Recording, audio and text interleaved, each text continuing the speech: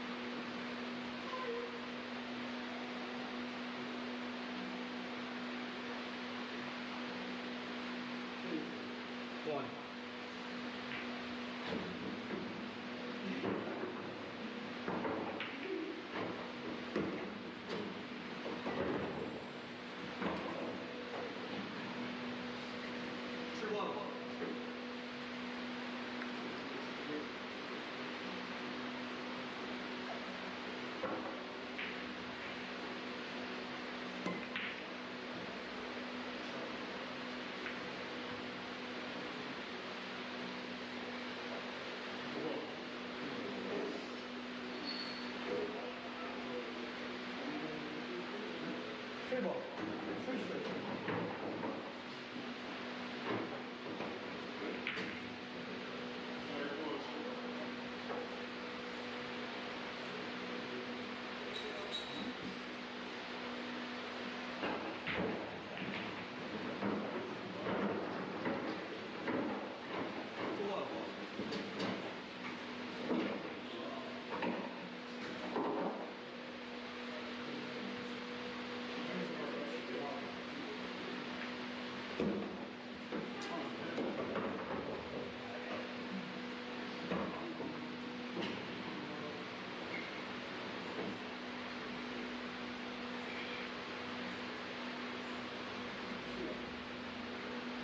对。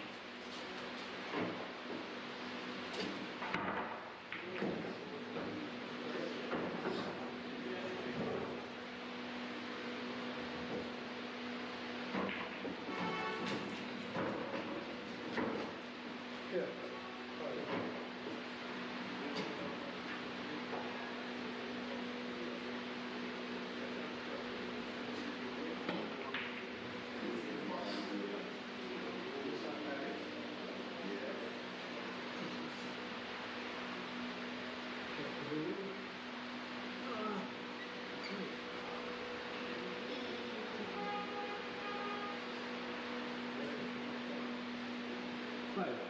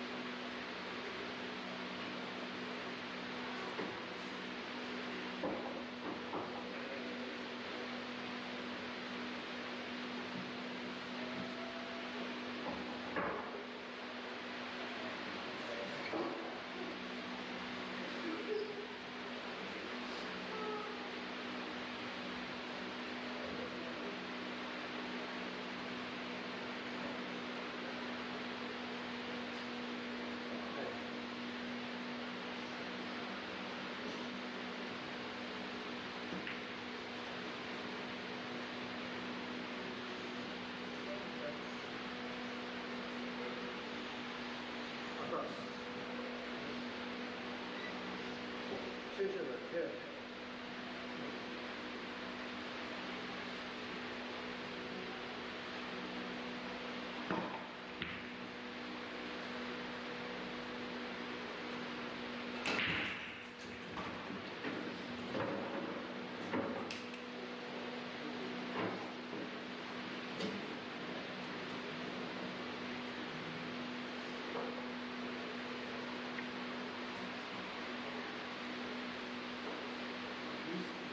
是的。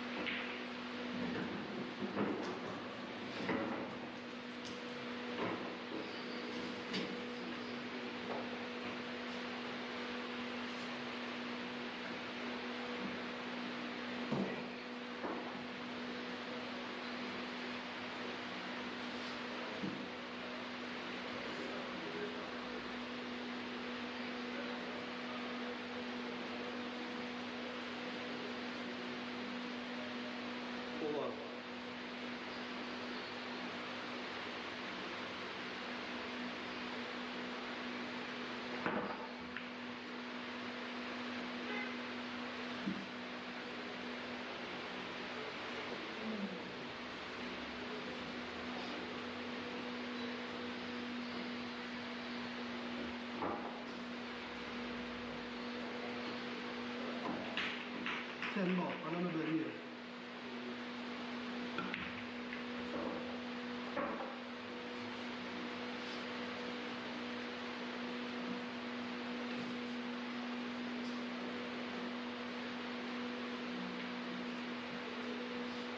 One.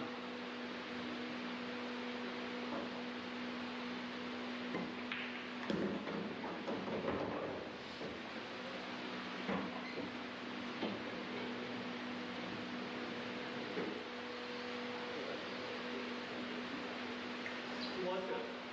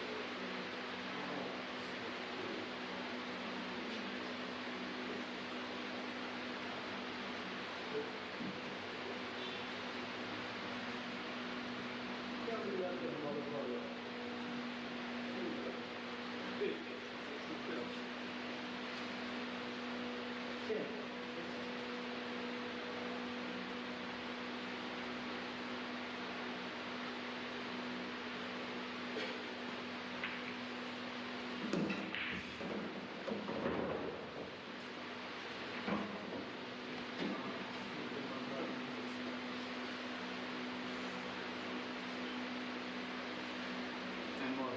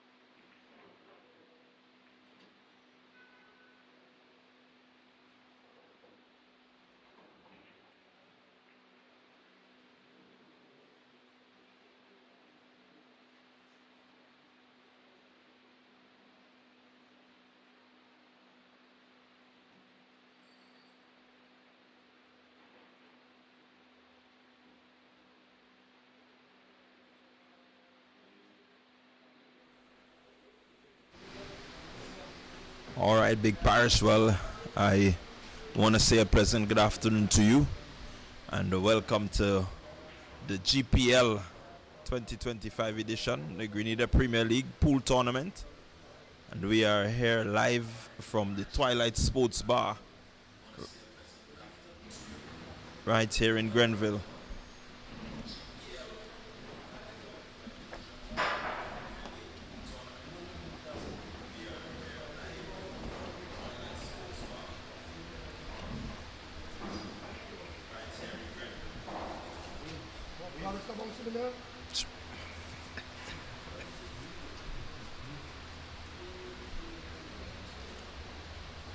So we have a game in progress.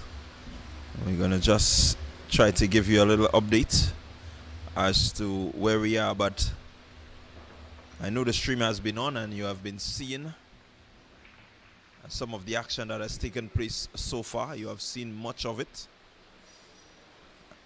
So we are viewing from, as I said, the Twilight Sports Bar right inside of Grenville, St. Andrew. Remember, this is our second weekend of GPL action coming to you. Compliments the folks here at the Twilight Sports Bar. Last weekend we were at the Quasi Sports Bar, bringing you all the action. Today we've journeyed to Grenville.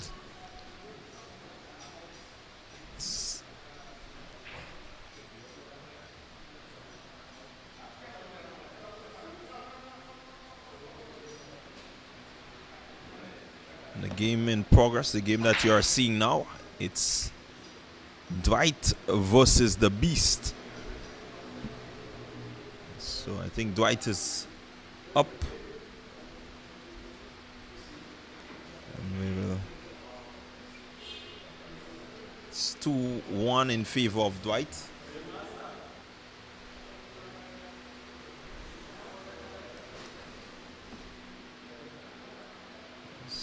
In your picture now, Beast is on the board. And didn't really have a good time up here last week, Beast, so he wants to make amends.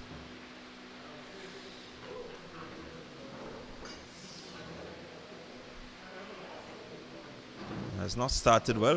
That's a scratch, so it means a ball in hand for Dwight.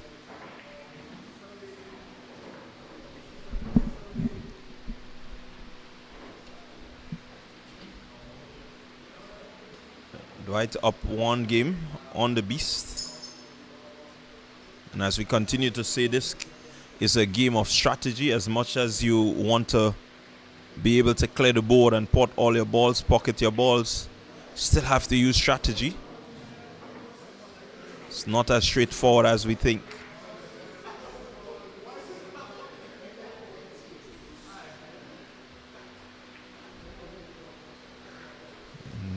And that's a view of Dwight just looking to play the safety, making life difficult for the Beast.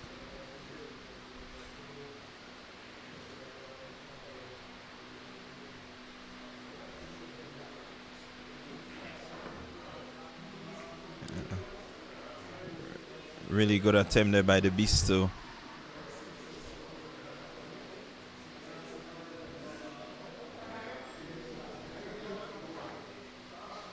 We just had a foul there by Dwight. So Beast has an opportunity. Ball in hand.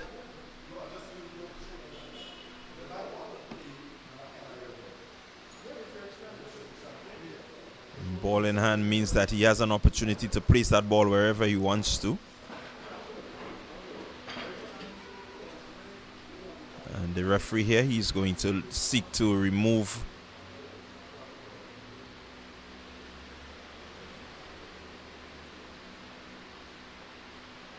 so that was the rack that he just removed, and so Beast now has an opportunity as he surveys the board. Remember, you want to make sure that you can play your second shot, not just about the first shot, but you have to think clearly as to where the balls are located on the board and how easily you can get to them.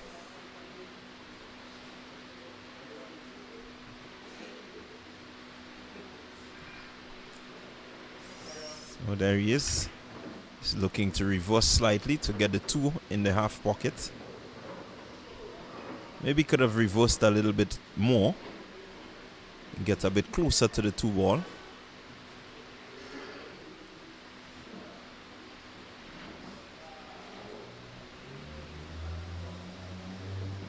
And wants to get 2 trees not too far away.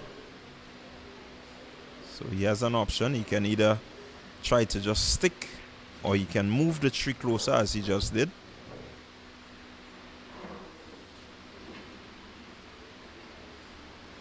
So you get to this stage here and you really want to focus in on trying to make sure that the other player does not have an opportunity. Spoke quite a lot about skill set. Corner pocket, looking to come up to the corner. Has clear sight of the 4 ball.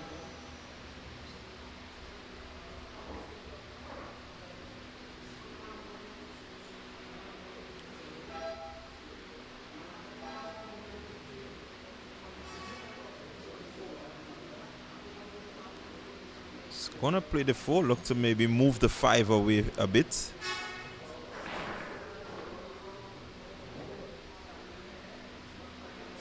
Really good placement there by the Beast. I think he weighted the shot really nicely.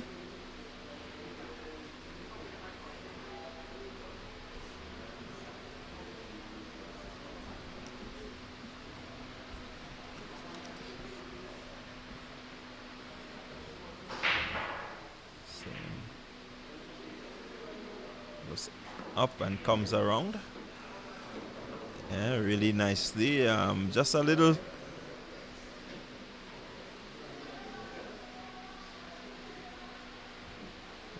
too soft there. He really wanted to drift past the 9 a little bit more.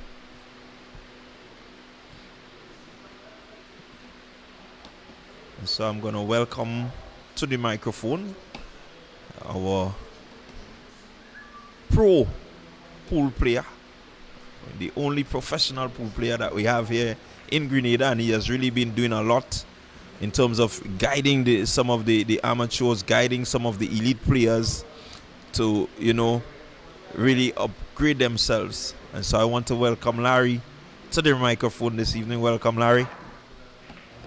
Okay, thank you. It's nice to be here. Up here in at the Twilight Sports Bar here in Grenville, where we see a match in progress between Beast, as he is affectionately known, and Dwight. So, Larry, you want to speak to us in terms of your experience here, playing the 10 ball, playing the 9 ball, and so on. Can you give us some insight into, you know, what it's been like?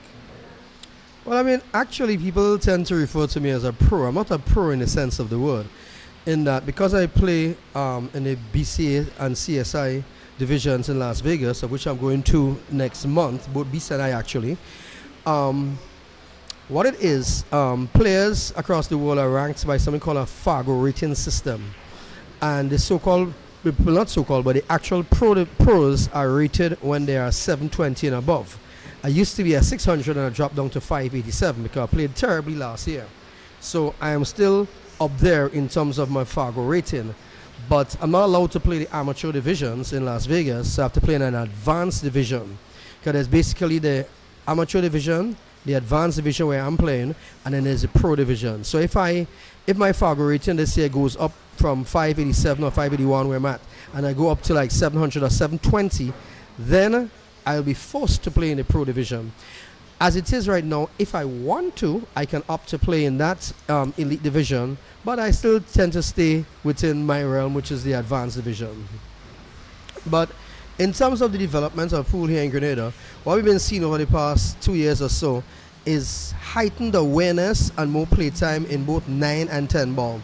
not just because of the speed of the game. It's a much faster game as opposed to 8 ball, but it tends to have a more fun element to it in terms of that it levels the playing field, whereby the players play against each other, and it's basically who makes the 9 ball or 10 ball actually wins the game. So it does level the the playing field in terms of the skill level and so on, because in this particular format, even a novice could beat a much better player, because all you have to do is make the 9 or make the 10.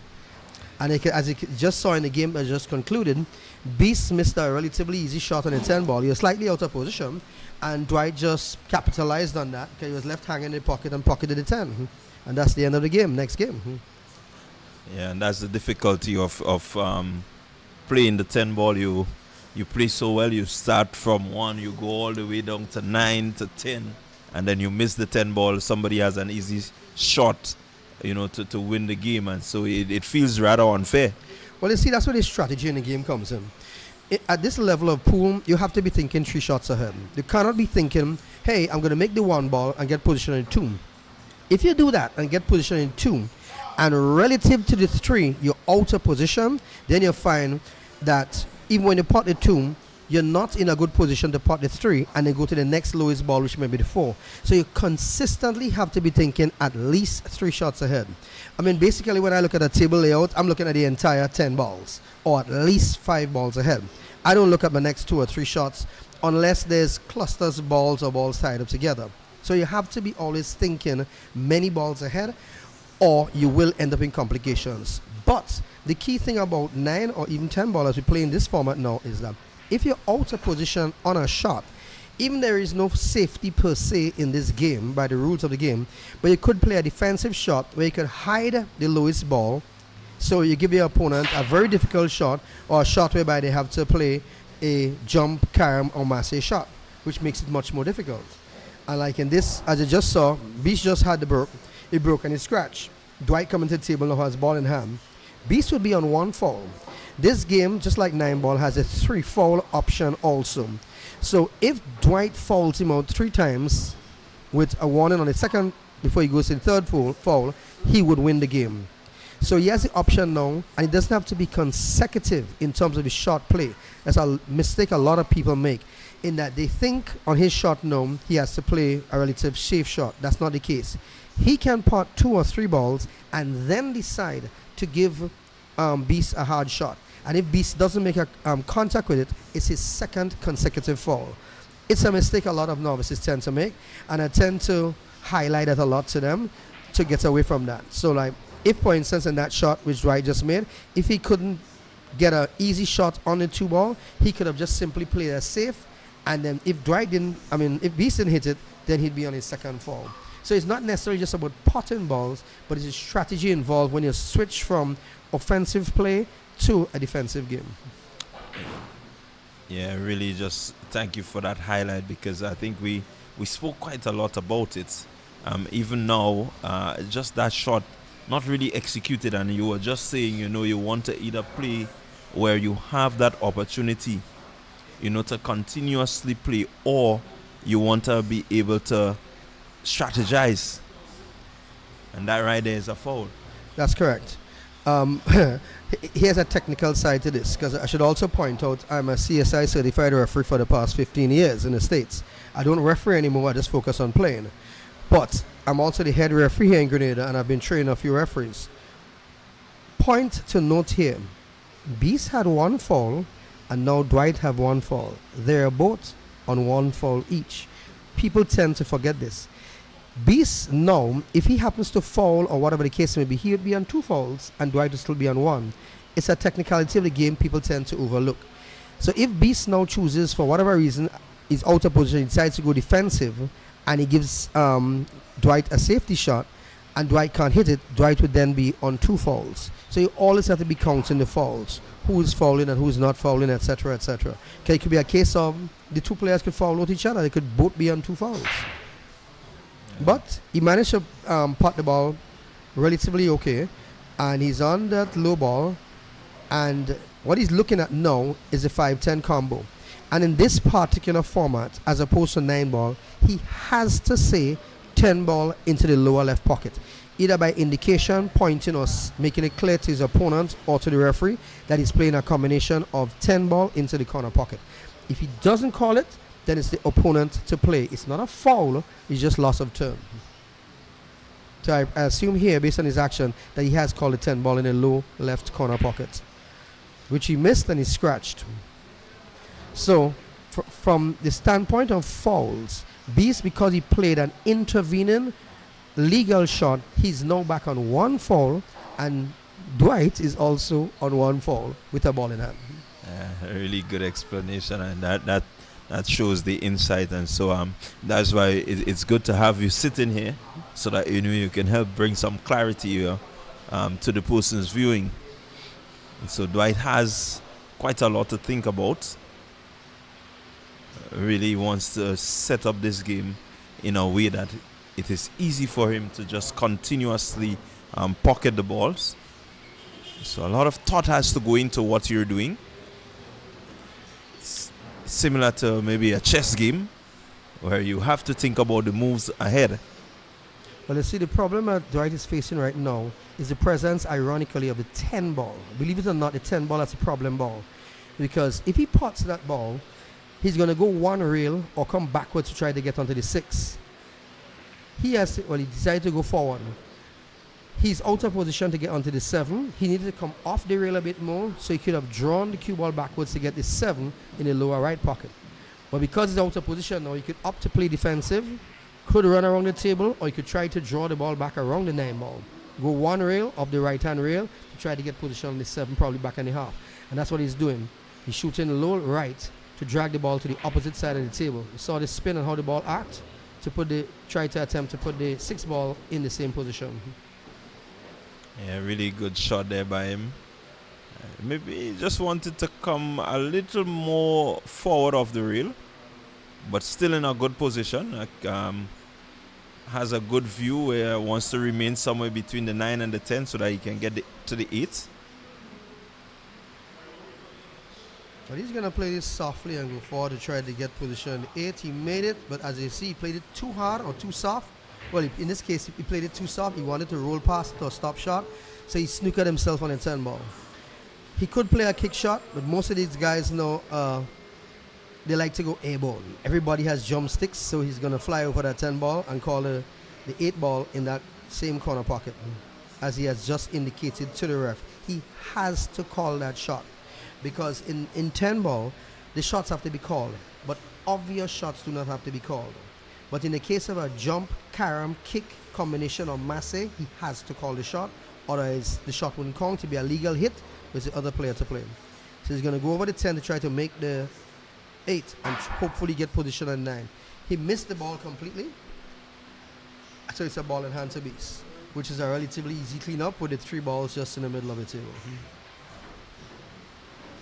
Yeah, again, clarity in terms of what has to happen. So ball in hand, an opportunity to win a game, to get himself back into the competition. And so he wants to make sure that what he is doing, he's clear in his mind. You know, recently I was playing a match and I was talking to a player, and he said to me, I was playing a jump shot, and he said to me, Larry, why don't you just go for a hit? Well, basically how I play, I wouldn't just go for a hit. I try to make the shot. What Dwight just did is he made the same mistake I made in that conversation with the guy. It was a left-hand cut shot into that pocket, and that is why Dwight missed the ball on that side. He wasn't just going for a hit, he was actually going to make the shot, hence why he missed it. Some people would say better to err on the side of caution and actually hit the ball as opposed to missing the ball entirely and giving the person a ball in hand. But again, it boils down to the position of the jump shot and how well you can jump. Beast played that very well and he's left it almost a dead straight shot in the top left hand corner pocket with a 10 ball. And that, if he makes this, would lower the deficit from 3-1 to 3-2.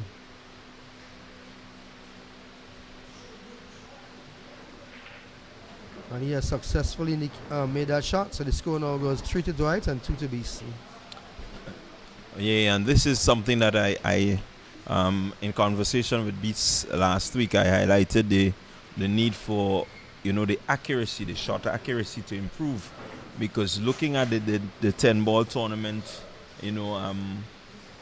around the world and so on, you recognize that these guys, when they get an opportunity, they look to go all the way.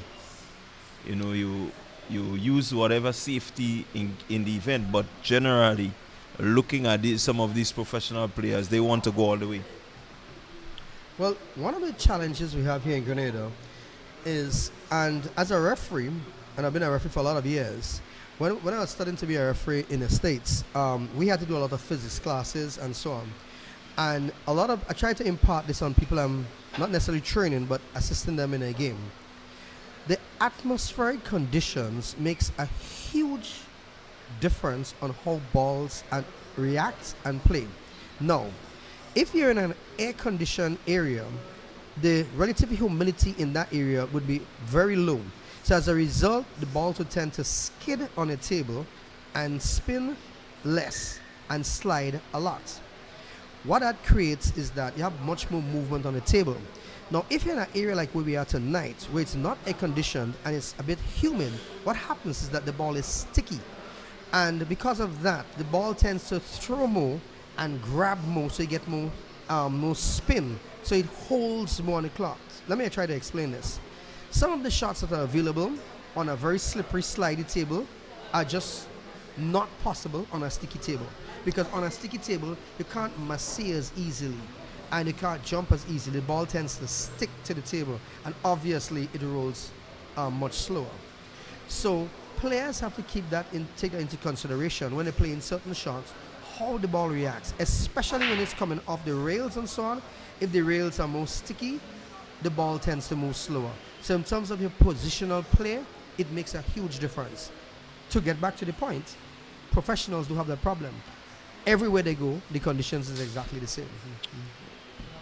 Yes, so that's again that and looking at it, if you're not here to give us these insights, we may not really understand that physics plays a very big role in terms of the way we play and what happens to the balls and the board. And so we want to make sure, as we see Beast, I think he's coming up with a foul there. Yeah, he played a one rail kick at the one ball, I assume. I don't think he played a push, because on the shot immediately after the break, whether you made a ball or not, the incoming player always has the option to play a push, but he must indicate this to the incoming player or the non-shooting player or the referee. Now, the fact that the referee did not give Dwight a ball in hand, even though Beast attempted to hit it, he obviously called a push shot. So it was Dwight's turn at the table, of which he successfully snookered him on the one ball. Still a relatively easy one rail kick to hit the one ball, but again, it's about positional play. Yeah, really good start there by Dwight. Again, you want to set up your game as much as possible. Make life as difficult. Beast making a relatively good attempt. Yes, he made good contact on the one ball and had it dropped. I presume he had called it on the half pocket. If he did, he'd have had position on the one ball. One of the things a lot of players forget to do when they're playing a kick shot or a bank shot, in cases like that where they snooker, they tend to forget to call a pocket or relevant pocket. And if they make this shot without calling it, then it's a non-shooter to play, his turn. Or he still has the option, if he doesn't like where the ball's end, to tell you to play again, even though he didn't call the shot.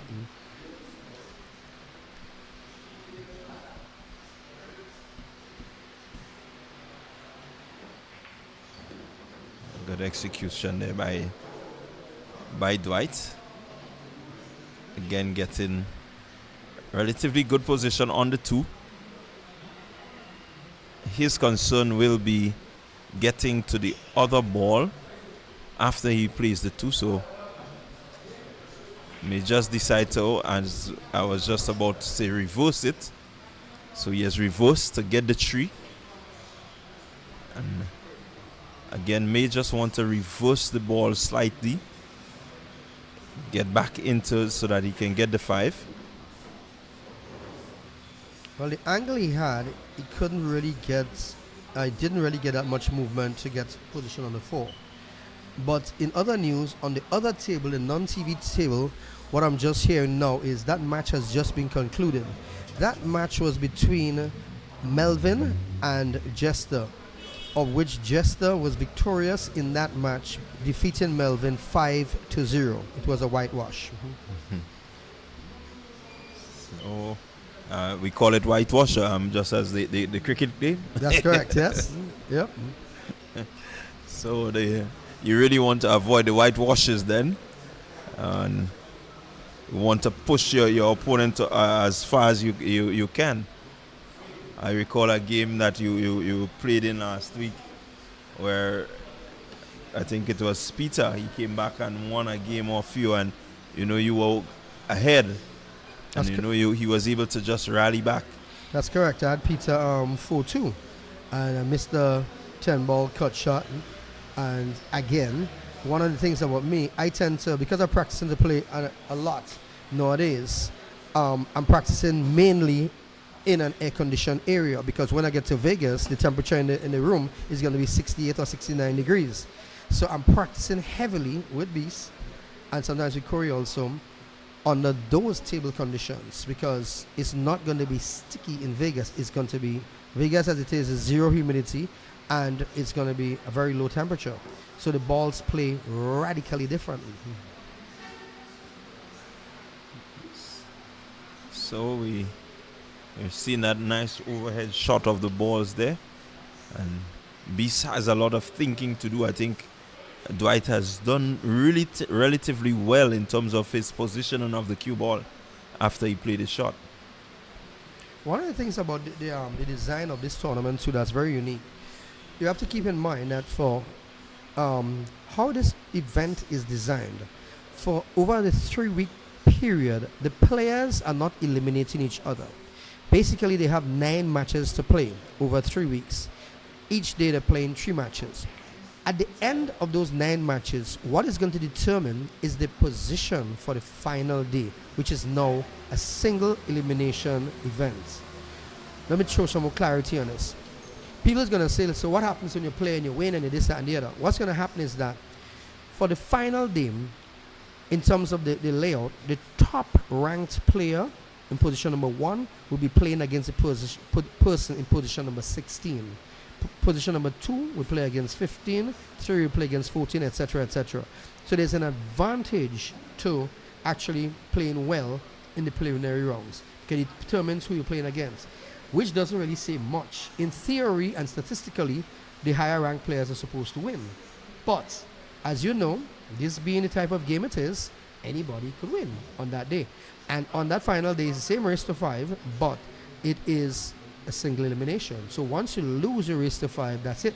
You're out. The only thing else you're going to play for is play another match for your position to determine whether you place like 12 to 16, 8 to 12, whatever the case may be.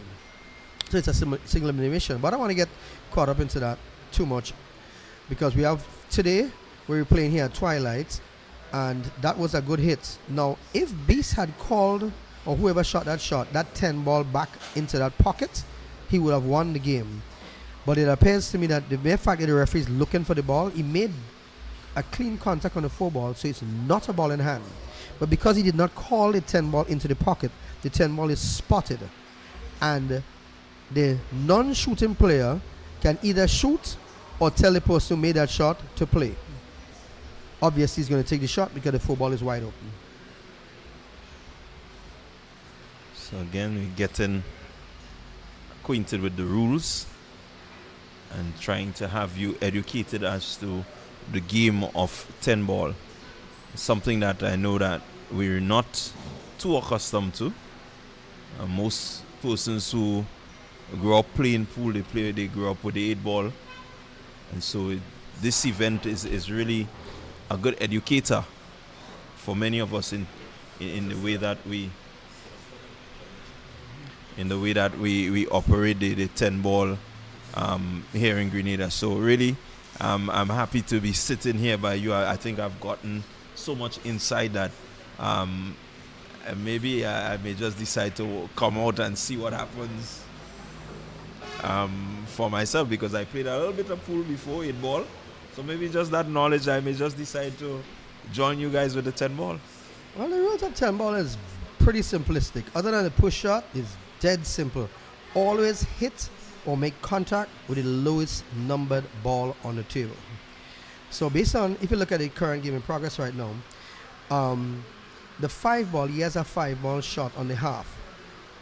Actually, no, he's on the 6 ball. The other ball I'm looking at is a 7 ball. And that's one of the reasons why in the Pro Series they change the colors of the ball. Because from here it's difficult to tell. He obviously called a 6-10 combination. And he shot that with some fury and he made it. And that's one of the reasons why we haven't, these balls we're playing with are Aramith balls. The colors are, as you see them currently, and what you're used to. The mistake I just made, looking at that 7 ball, it looked like the 5 ball. So even when I go to Vegas next year to play, the colors of the balls are different. So sometimes I forget and I tend to have to look at the ball to see the writing on it, to see what number it is, because they have changed the colors of the ball. Okay. So it's easier for the commentators and announcers to not make the mistake I just make, where I mistake the 7 ball for the 5 ball, when actually the player was on the 6 ball playing a 6-10 combo into the half pocket. Yeah, really good insight. So we're seeing the score as 4-2.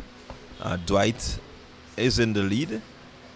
In pool language, we don't say he's in the lead. In a race to 5, where he's on 4, up the hill. He's on the hill. He's on the hill. I think yes, I got exactly. that. He's on the hill. So if the 2 players are 4 alls, then what you say is a hill match. So you know whoever wins. So right now, Dwight's on the hill and Beast has some work to do to try to catch him.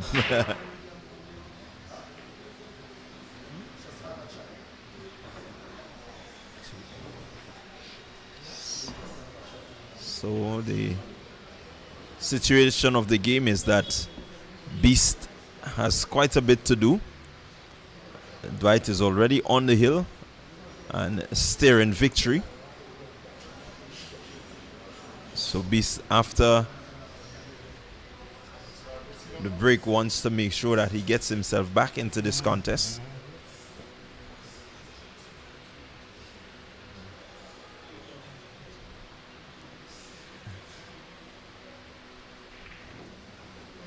So has made contact with the 1, so it's not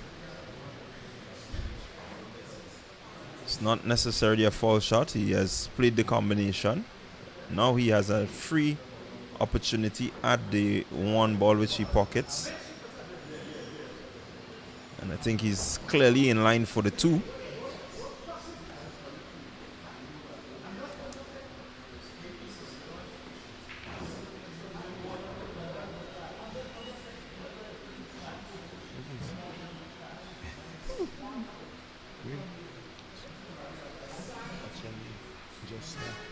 All right, so we are going to continue, just chatting with some of the players.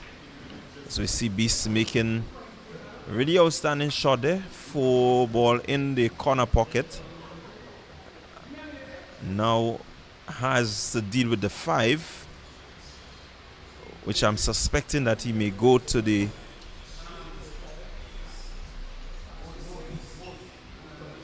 right corner pocket.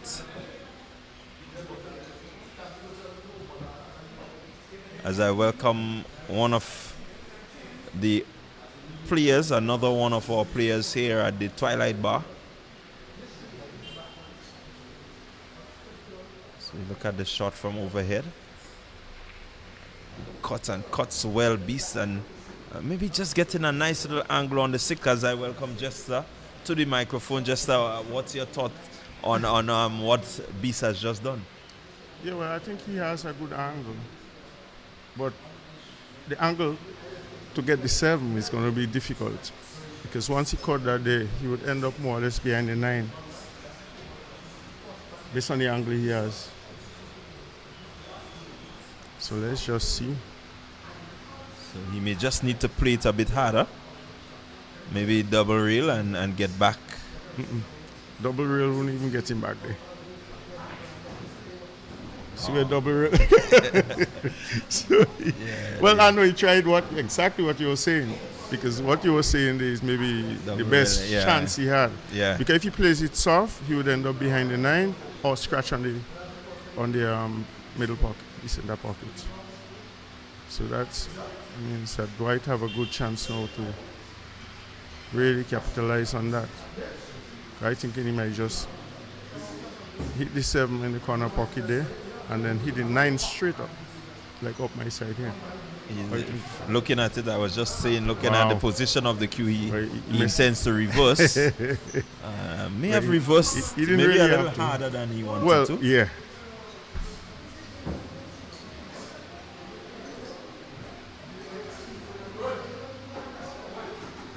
So just looking to assert his position, what he's going to do next. Calls the 9 in the corner pocket. Yeah, and he may try to get the 10 back by his hand. Wow, that didn't work out. Again, working out well for him. I think they has created a really tough shot there for Beast. So, Well, it's not that tough, because what Beast could actually do is to pinch the 9, run back by his left hand there, and cause the 9 to go down behind the 10. behind the 10. Play more or less a safety. Try to get the cue ball further away from the groupings. The actual shot. And as we were saying, once he makes contact with that 9 and get the cue ball down this way, then He could actually do it 2 ways. He could hit the 9, run down the rail behind the 10, and cause the 9 to be the 10 to be between the 9 and the cue ball. Sorry, that's what he's going to do, I think. Oh, see what I'm telling you? That's what I'm saying. So that's actually what. yeah, well, you being a player, I think you understand the thinking while you're on the board. Yeah. And so really, as you called it, that's the Yes, that's choice that exactly he what made. he tried. He didn't really get it that good, but. And as I mentioned last week, in conversation with Beast, the control of the cue ball is really, really very important in this format of the 10 ball. Wow, see that? It's a bad miss, but. So Beast with an opportunity to get himself back in. Yeah. Dwight is already on the hill. Because that shot is not a difficult one, really, but sometimes the little nerve kind of thing added to the shot. Yeah, situations like this can present a bit of pressure, but he deals with the pressure pretty well. That was well played. And gets himself into a really good position. Pretty easy shot there to the corner pocket.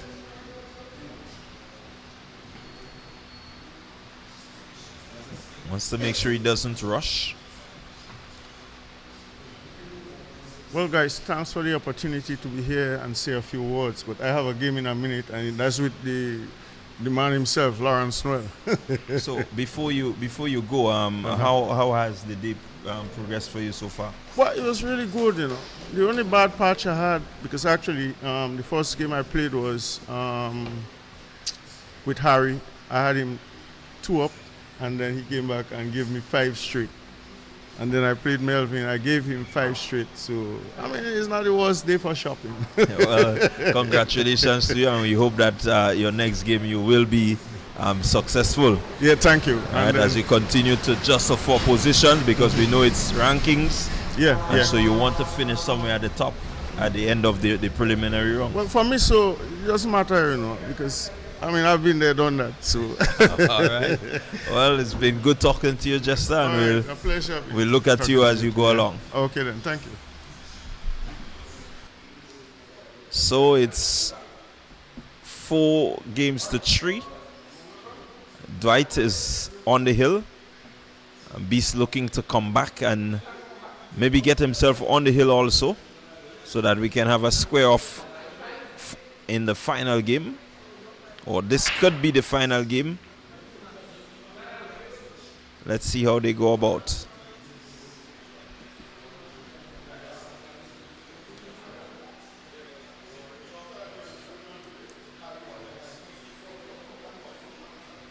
Table pretty open. Quite a few shots available.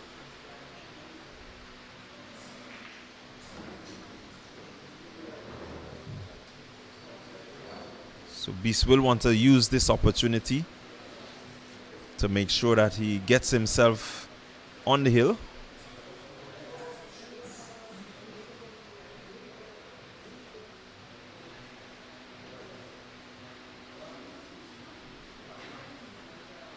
So just thinking about the next shot. So he looks to go around, maybe hit the rail and come back.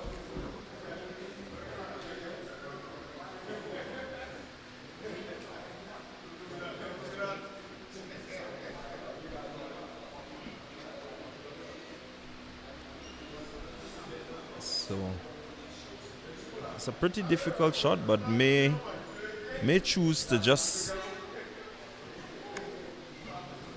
And he went for the combo to try and even that game. 3-10 combo. Not really working out, but rightly for him, he has a safety.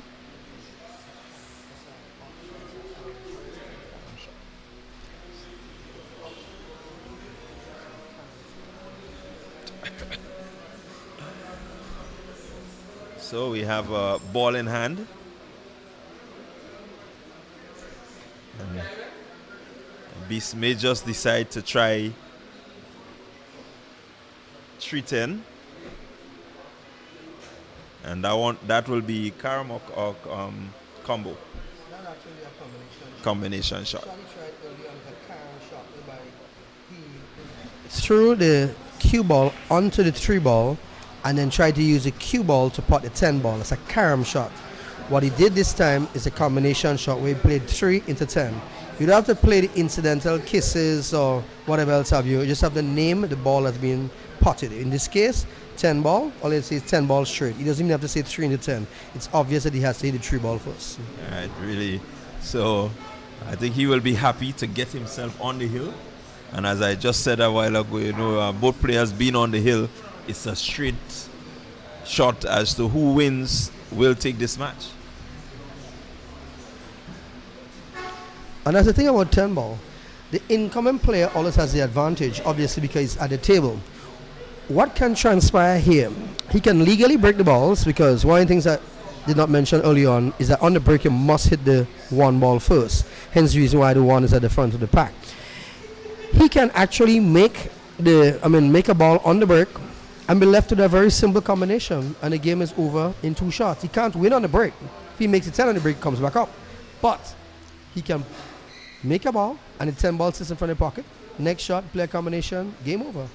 And as a beauty, I wouldn't say to most people, some people don't like it, but that's just how the game is. So let's see what transpires. Good break with a lot of spin. He made it 9 and the 1. Where is the 2 ball going? He can touch the 2 ball, but he can't pocket it unless he plays a bank shot, which I know he's going to play. So more than likely, he'll either play a push or he will attempt to touch the 2 ball based on if he can see the right side of the 2 ball. I can't tell from this angle if he could actually pass the cue between the 6 and the 7. But if he can, he'll probably try to feather that ball and hide the 2 ball behind the other ball. No, he's not going to call it. He's going to go for a hit, actually. And hopefully stay hidden behind the 6. He's not going to play it hard. And he almost got away with it. He may have a touch on it around the 10 ball. And Dwight, being what I call a grasshopper, he can decide to go airborne and jump over the 10 ball. The danger of that is because of the close proximity of the rail, if he attempts to jump that 10 ball, he could also jump off the table. So he has to weigh up his options here. It's an easy jump, but because the 2 ball, the object ball is so close to the rail that based on how he jumps, the cue ball could fly off the table. And that would be a ball in hand foul to Beast. So let's see what he opts to do here. Well, looking at your play last weekend, a case like this, I know you, with your ball control, you may just look to maybe play a safety, get the cue ball somewhere in a position where he has a pretty difficult shot. If I can see an overhead shot of this, I'd be able to see what his options are better. But looking at it from this angle, it's hard to tell. Okay, he's totally snookered. So he cannot touch the right hand edge of the 2 ball where he's seen the number 2. So his options are to kick or go airborne. So he decided to jump. Let's see what happens. So he jumped quite well. The only problem is, obviously, and I'm betting a lot of money on this, he did not call that 3 ball back on the half. And that's one thing about the jump shots. Look at the options and call a shot. You never know. Yeah. It's not necessarily luck and chance, but based on how he hit it, you could call the 3 ball back on the half or whatever the ball that fell. Because right now, Beast has an open table with 3 in the middle of the table, and he has a clear straight shot, 2 ball up at the bottom right hand corner pocket. But with an elevated cue, he's probably trying to snooker him behind the 10. Let's see what he does. Because if he goes to shoot the ball straight up, based on the angle of the 2, the cut shot he has, he's going to make the cue ball is going to make contact with the 10 and keep him down at the bottom of the table. And that's what he's contemplating now. So he might opt to miss the shot and stick the cue ball in a killer safety behind the 10. He can't hear me, so I can speak loudly. Yeah, definitely you want to not rush the game too much, and so if you have that available, I think definitely it's something that he may decide to use. He's going for the shot. The fact that he's playing tops means he's trying to run forward. Let's see what he does. Oh, he's back to thinking about it again. But this shot is a do or die shot, especially in the case of a heel match. You miss, you probably lose the game. Oh, what an awful foul that was. What a terrible novice mistake that was. And what he was doing here, he was bridging, his bridging hand was on the table. And because he was making long strokes, he made the error of touching that 2 ball.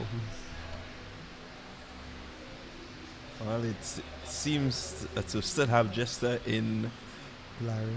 a quandary, and so it may just have worked out for him. Well, Dwight is thinking about it. He has ball in hand. It's difficult for him to play a calm shot here now. He's thinking about it, or he can go for a killer safety. If I have an overhead shot, I could see what he's thinking. Okay, he can pot the 2 ball and see what he's looking at. He's thinking of coming 1 rail onto the middle left rail to get position onto the 3 ball. He changed his mind. What he did was he went for the safety and he missed. And so he left Beast with an open shot. I'm not exactly sure what his intent was here, but he had a lot of other options which were much more effective and simpler than what he just did.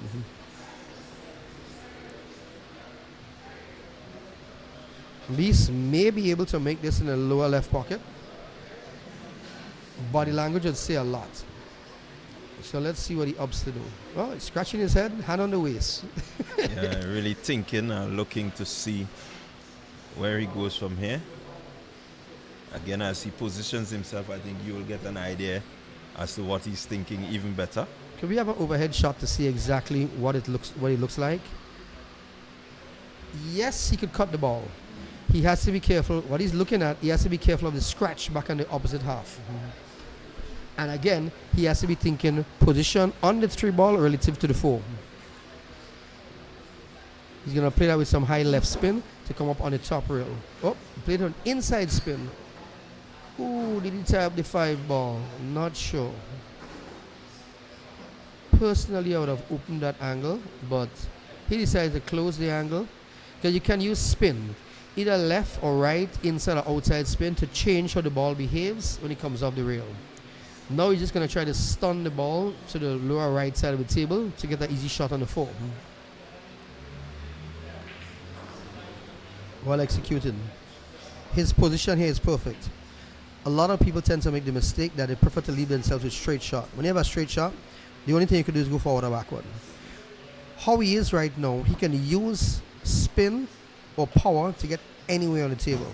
With that angle, the natural flow of the ball is to cut the 4 ball and just go back down table to get easy position on the 5. I don't know if the 5 goes past the 8. Can't tell from this angle. But it kind of seems so. It's still hard to tell. Let's see what he does. Playing with the left spin to change the angle to pull the ball back towards the 5. Now he has the option to cut it if he can make it, if he can see it, and then get natural position on the 6 in relation to the 8. If he can't see it, he could just play a stop shot and just lock the ball behind the 8. A lot of thoughts goes Again, into it. body language says everything here. Well, and that So tells let's you see what he does. that tells you the mind, how sharp Larry's mind is in terms of what happens, and a well executed shot there. Ooh. Unfortunately, he left himself with a little difficulty on the 6. It's not too hard, and based on the 8-10, again, they can't hear us, so he could possibly play to avoid hitting the 10 or the 8 and play an 8-10 combo. Or he could play a low left spin shot and come around behind the 2 balls and come on the lower left rail so he can shoot the 8 into the same pocket where the 6 was. And again, he still has the option for a safety. In a case like this, I would not want to be given the shot back. Personally, I would play to cut the ball and try to give myself the shot on the 8 in the same pocket. Let's see what he does. Or he could even play to break up the 2 balls, which is dangerous. Because unless you're deadly accurate, you don't know exactly where those balls are going to go. Yeah. And that's the danger that he faces now. They're both on the hill. So you want to make sure that whatever you execute is giving you the option of completing this game. This is very exciting for us. We not having to play these shots, isn't it? Definitely. He's going for the breakup, it seems. Yep. And he got it almost perfect. Yep. Yeah, that was a really outstanding shot. You could tell by the spin he was putting on the ball what his intent was. Yeah, really. Breaking up balls are always dangerous because it's difficult in many cases to know exactly where the ball is going. Now he can just play this. He should not try to hold it. Just pot the 8 and stay in the center of the table. And he made it, and that's it. Just like that. Really Did good. not have to try to hold the ball or nothing. Just make the shot. Pot the 10 ball now with tops. Or just stop it. You can see that evil little smile on his face knowing that he has won the game. Yep. And there it is. Yeah, really good. Yep. Good comeback comeback by there by Beast. And there you have it. Beast defeating Dwight in a hill match, which was a nail biter. Beast being victorious over Dwight 5-4. A really good comeback. I think looking at the game at 4-2, you may have counted him out. Yep. But he was able to come back and rally back and take this game. So really, this is the interesting thing about the 10 ball. You can be in a position and the other player just rallies right back at you. Same thing happened to me last week against Peter. I had him exactly the same way, 4-2. And he came back and beat me 5-4. So I'll take my leave of absence now as I'm going to play a match now against Harry. All right, So it was see good you guys having later. you. So that was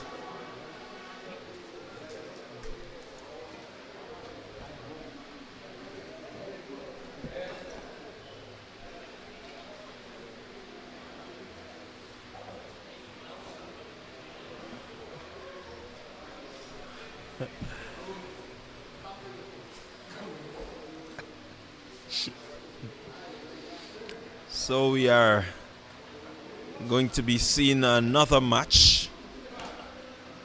Getting ready to start. I think this one will be Harry versus Larry.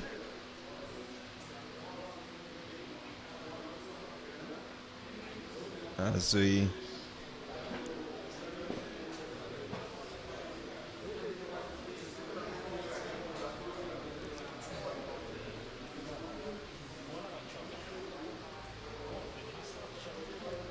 So it's going to be a pretty interesting match. And so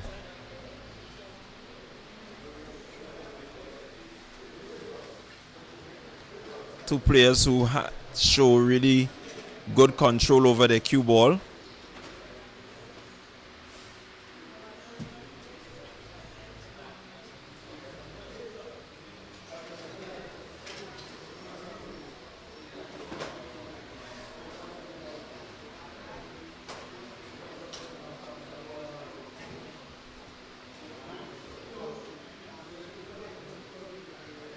So they're just looking for positioning, looking to see who will have the first break.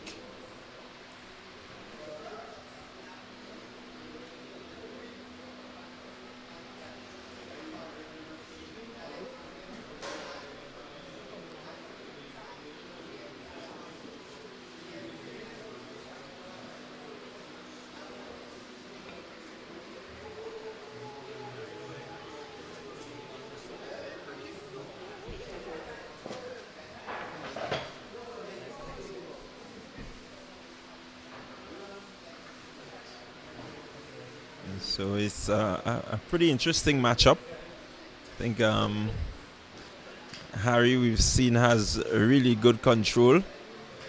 Larry has equally good control over his shots. And so you're definitely up for a really nice matchup. So we want to give you an update while the players get themselves ready. In the match that was just concluded, we saw a beast coming from behind to win a really brilliant game. I think he was 4-2 down, and he really came back at Dwight. Dwight just needing, he was on the hill for quite a while, but he was left on the hill, and Beast taking victory in this one. We also had Jester going down to Harry. Jester being up 2 games, and Harry came roaring back with some 4 games straight. 5 games straight. Yeah, 5 games straight, Harry, to win that match. So Harry, number 12, has defeated a Jester who is ranked number 5 after last week's rankings. So this week we still continue the rankings. It is still preliminary rounds. These guys are going until we come to the final weekend, where the rankings will determine who plays who in the finals. And it's, as we heard from Larry, the finals will be a straight knockout. So you have to win to continue. And so it's going to be very, very interesting. Come the 24th of January at the Lavo Lanes.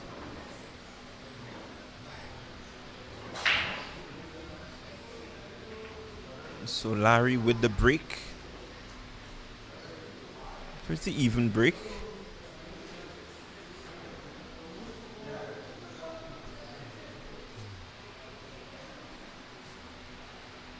All the 10 ball still on board. So I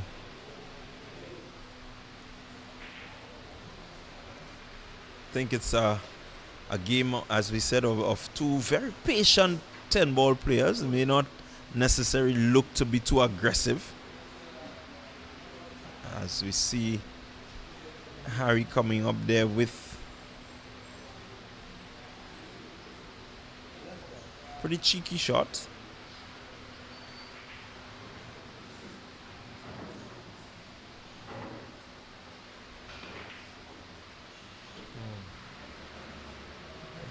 And Harry going for the shot there, but more importantly, he left the cue ball way down at the rail.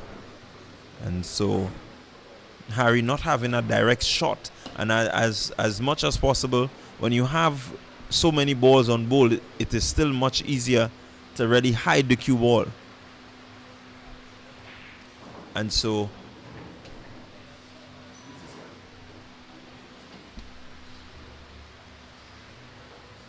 Harry has to really think about what shot he wants to make. He has to keep in mind that if he fouls too many times, 3 times I think it is, the game will belong to Larry. And so it's a relatively good safety. Still an angle, a little bit of an angle. The balls are not touching. But there we see the quality of Larry, just looking to touch the 1 ball and hide the cue behind the 2.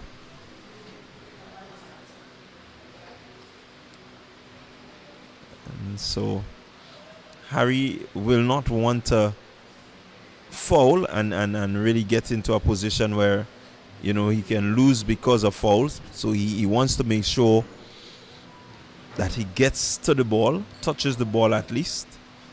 That's the one ball we're talking about, and does so really well. Importantly, hides the cue ball, keeps it up at the top rail.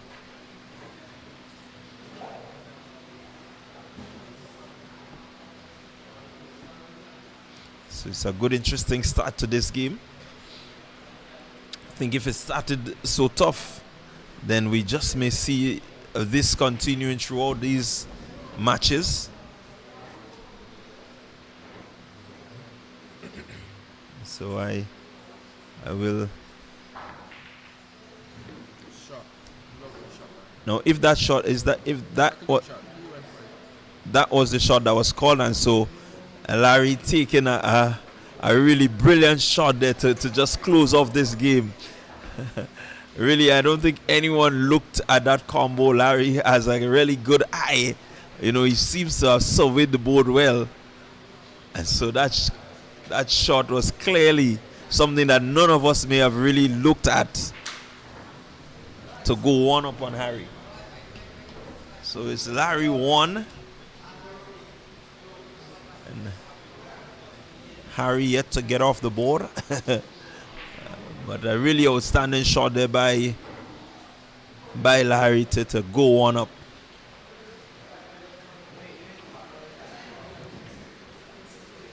I can tell you this matchup is a really, really interesting matchup. You have to keep your eyes on peeled on these two guys, because they play really, really good, smart 10-ball pool.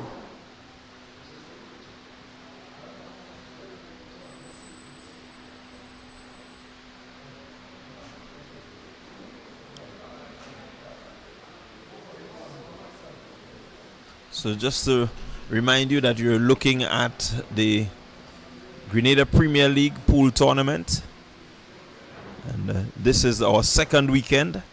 And last weekend we came to you from the Quasi Sports Bar. This weekend we are in the big parish, Grenville, and we are bringing you the action live from the Twilight Sports Bar. Really some good, interesting matchups have taken place already. And we are in the process of seeing a really good matchup here. And, simultaneously at this very said time, at the Goldfish Sports Bar, we also have the GPL taking place. So it's going to be interesting what's happening down there. Maybe in a little while we can get some updates. We can keep you informed as to what is happening at the Goldfish Bar. But here at the Twilight Bar, trust me, it's really a good competition. We just saw the beast, and I have him here with me, and so I'm going to introduce him to you in a while. But we've just seen him come back from a 4-2 down, and really pulling off a really brilliant game. In the meantime, this is Harry versus Larry. And that was Harry with the break. So as I welcome Beast, good to have you, and congratulations on your win. Thank you, man. You came roaring back there as the Beast would do. To take that on, being on the hill. I mean, it could have gone anyway, but you did what you had to do. Yeah, I had to do what I had to do. I had something to prove to myself, knowing that I had a bad weekend last week, Saturday, but I'm back here. I had a shaky start. I mean, Dwight is a amazing player. I cannot take him for granted. Yeah, and he capitalized well, but he made a couple of mistakes which made me come back in the game, and that's where I capitalized to come back up on top. But fighting from 4-2 down with an opponent on the hill, knowing his capabilities, it wasn't easy. it was some serious pressure. I can tell there was some pressure. I saw you clearly having an opportunity to win one of the matches with the 10 ball Yeah. pretty widely open. Yeah, And I think the nerves maybe not really calculating as you should. You had that miss. But You remember I told you last week that when you feel a little bit rush, you should get up. I was in two minds. Just get up, stand up over, and watch over the shot and play it. But I decided to stay down, and that's one of my downfalls. Anytime I decide to stay down, it tends to backfire on me. yeah, well, definitely you want to make sure that you clear the head. Mm-hmm. You want to, really get that focus on, as Larry just hinted to us, you want to focus not just on the next shot, but maybe about 2-3 shots ahead, Yeah. so that you know clearly in your mind, what you want to do. As we look at Harry, he may just decide to go for the combo, the 3-10 combo. I feel he's going on a half for the 3 ball. Wow, he tried it.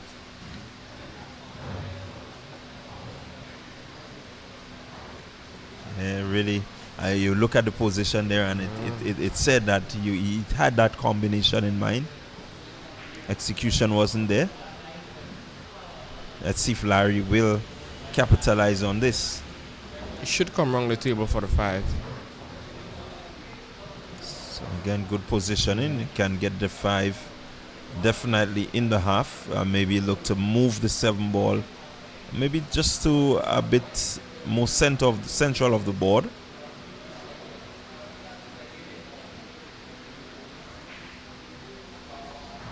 Does have quite a few options. Oh, a very unfortunate miss. But this is going to be a very tight shot for Harry. When the balls are close together, it's very difficult to play.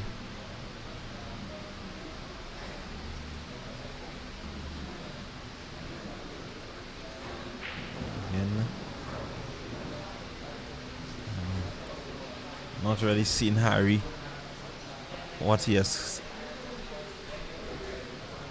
I'm not seeing him looking to make the shot. Okay, so he's calling the. Probably you'll push the 5 ball just the center of the table. Or is he actually going for the shot?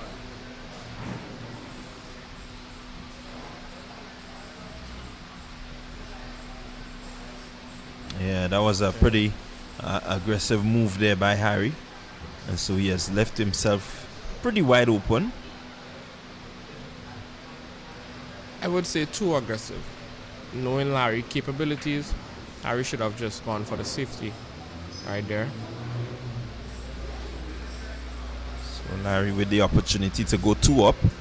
Has the 7, the 8 and the 10 remaining on board. Just want to move down, follow. Okay, so he decides to stop and use the angle. And so he may just decide to reverse the ball off the rail and get maybe just a little center or closer to the 10. He's look like he's going around the table. Lovely. Well executed shot, Larry.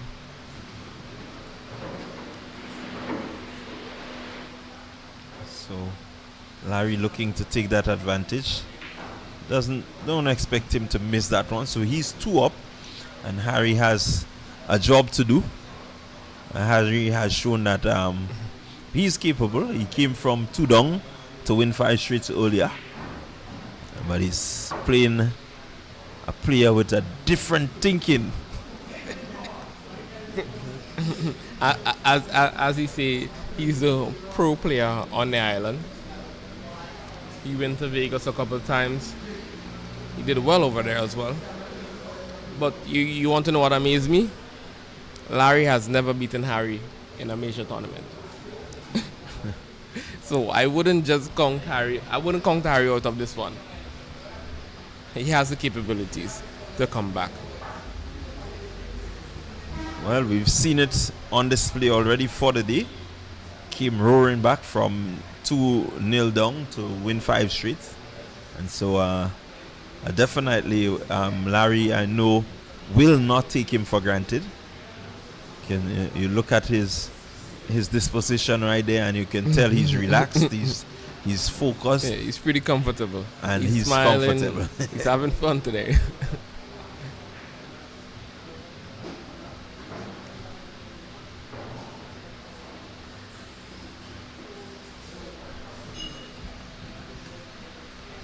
So just give you a bit of an update on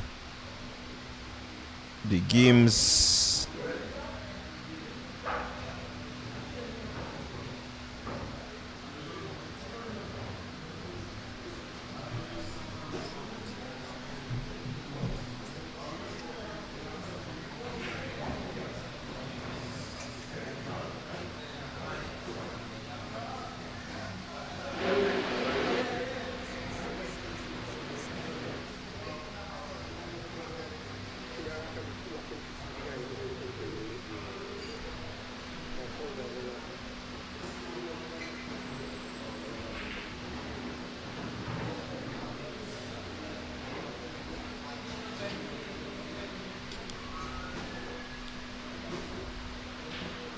So as I said, we have the matchups also taking place at the Goldfish Slots and Bar, and there you will have the likes of Alex, Jumar, Silk, Chad, Lakati, Ali, and Peter. These guys are down at the Goldfish, and they're taking part in the GPL down there, looking to just get their position in, their seed number more or less. So as soon as we can get some details as to what's happening there, we will give you an update. For now, the action continues.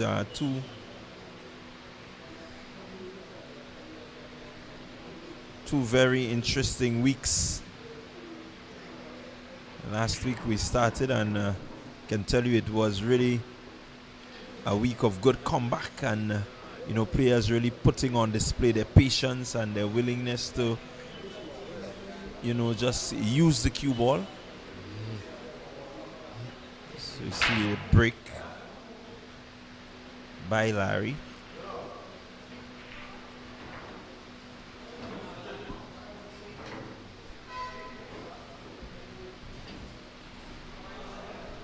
Larry versus Harry. Very interesting match on hand.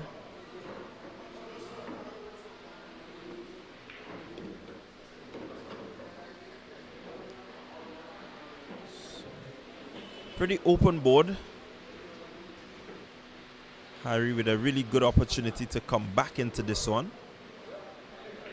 I think the balls are pretty clear. And will be looking to use the angle there, Harry. Get that pod the tree.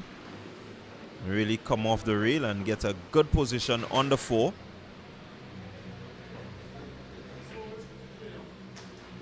Definitely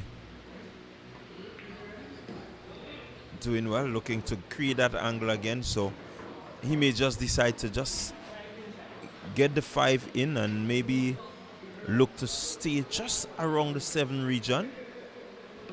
Maybe a little too hard, but good position. 6 is available. He can choose to reverse and stay over the 7, or he can use the rail and come back around. The 9 just may be in his way slightly. Let's see what he does. I think he's going to just reverse slightly and look to drift. Well executed.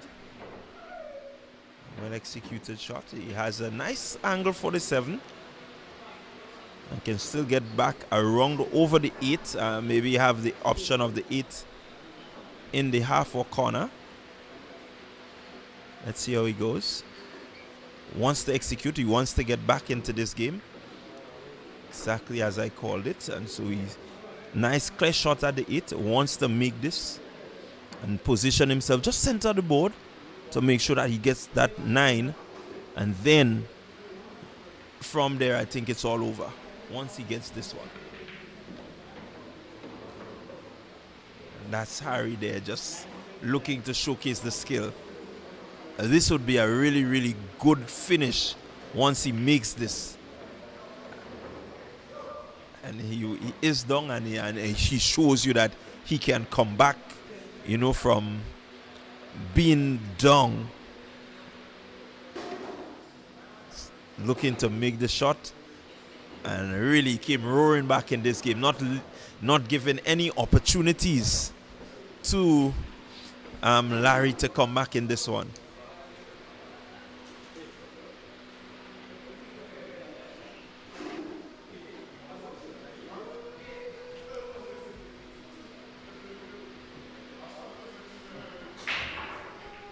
So really a good win there for in that game for Harry. So the score now, Larry 2, Harry 1. Just remind you, it's a race to 5, the first to 5.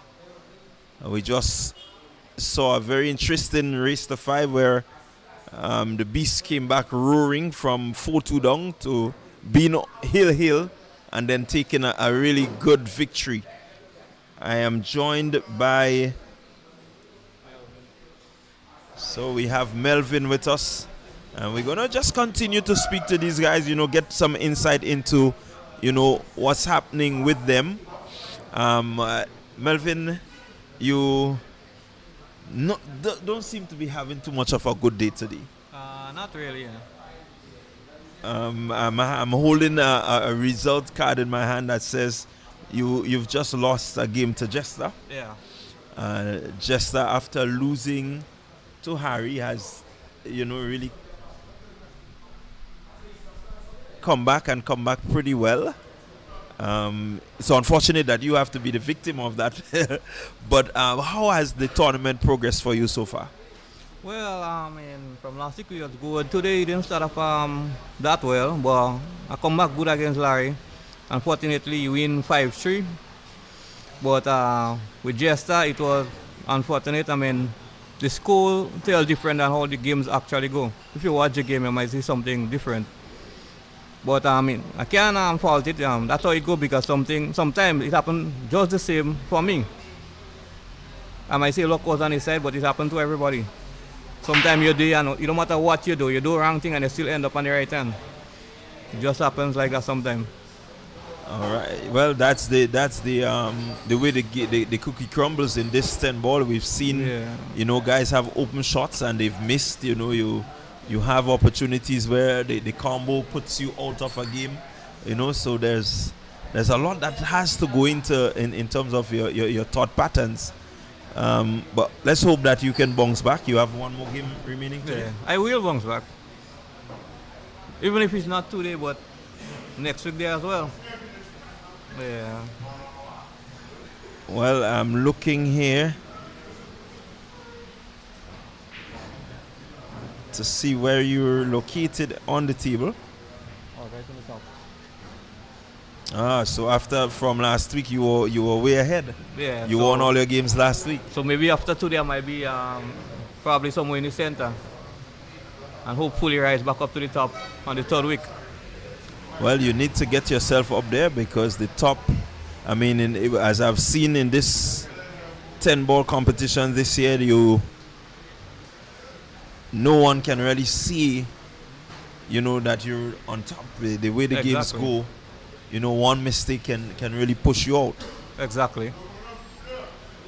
So we're still looking at the matchup, Harry versus Larry. Harry with a pretty clear board, has some pretty open shots. He's in good position for the 4. Can use the rail and get himself back up towards the 5. 6 is not too far away from the 5, so not anything that is too difficult so far for Harry. And he's 2-1, so he wants to get himself back into this game as quick as possible. You don't want to let Larry get too ahead, because we know the quality of Larry. but Harry's proving that he has similar qualities. Nice shot. A really good cut shot there and getting a nice position on the 6. May just look to get himself around. Maybe look to disturb the 9-8-9 combo, or maybe use the 8-9 combo. Yeah, may just decide to use the 2 rail and come back around. Double rail back. Displace the 9 and the 8.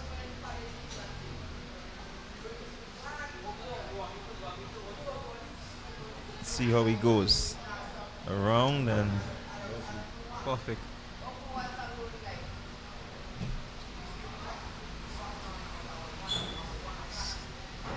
so Harry really just looking to make sure. Well played, boy. Really good combo there.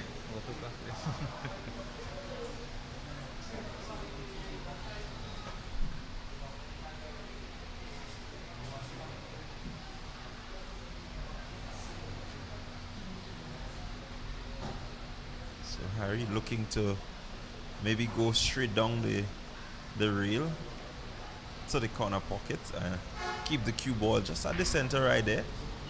Oh. Fortunately, it has not worked for him.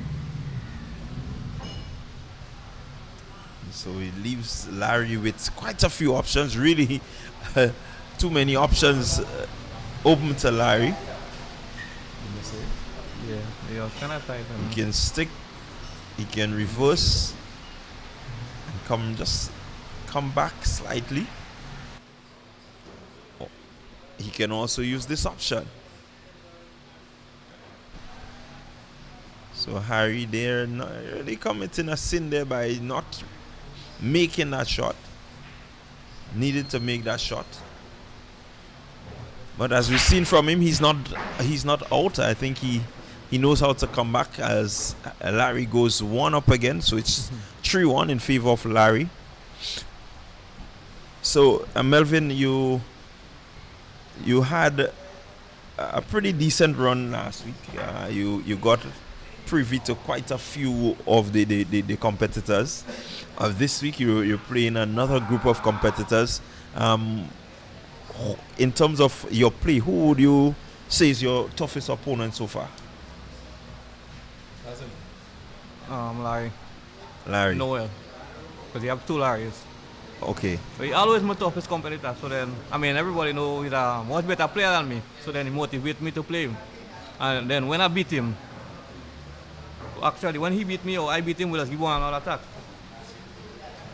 Yeah. Yeah, so he does, as you say, he motivates you to want to play better. Exactly. Right. I'm assuming that you would give credit to him in terms of a lot of what you've learned. Yeah. Okay. And so it means that going forward, once you get to play him, I think your level of thinking and reasoning seems to be at the highest peak. Yeah, consider. All right, wonderful. So definitely I want to back you. I think you've shown that you have the quality, and as we say, we don't know where it will all go, but come the 24th of January at the Lavo Lanes, that's when it will all matter. Exactly. So for now, the preliminary rounds, it may not really matter much. It matters a bit, It give you like if you top it, it then tends to play somebody lower down the table. Although everybody could hold the ends, but then 99% of the time, the better players always be up. Okay, so you definitely will prefer to be at the top of the table. Yeah. Okay, wonderful. At least close to the top, if not the top. Okay, great. So there you have it. We're speaking with Melvin as we're looking at the Larry matchup. It's the race to 5. Larry, the pro, as we call him, he's up. So definitely Harry wants to come back in this game. But so far,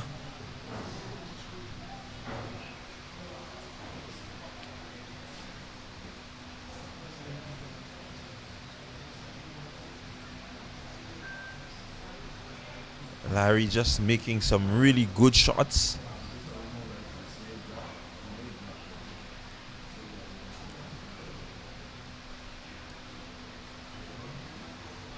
Just maybe looking to reverse the cue slightly.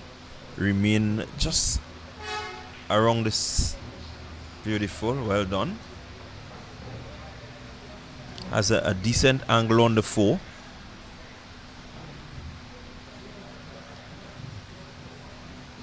Will want to get a good position on the 6.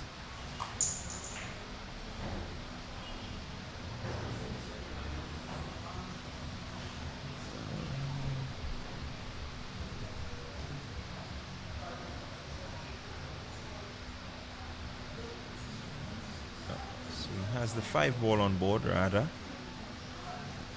5 ball corner pocket. Well played, and will remain just past the center. A pretty decent cut shot to 6 on the half.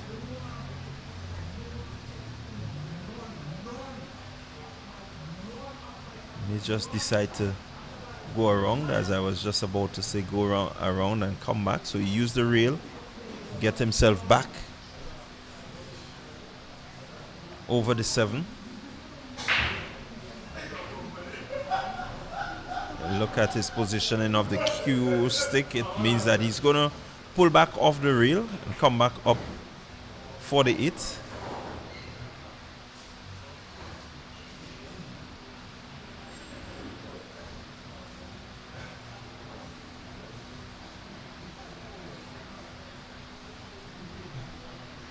Certainly wants to make this one. Oh. Has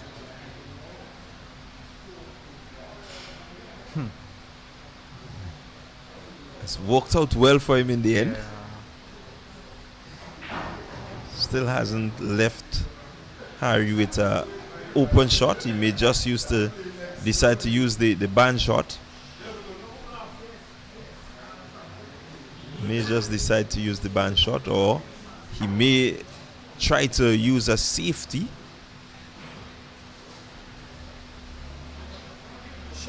Well done to Harry. That's a brilliant shot. In this context, I think it's a big shot. And now has a clear view of the 9. Wants to be clear in his mind now what he's going to do.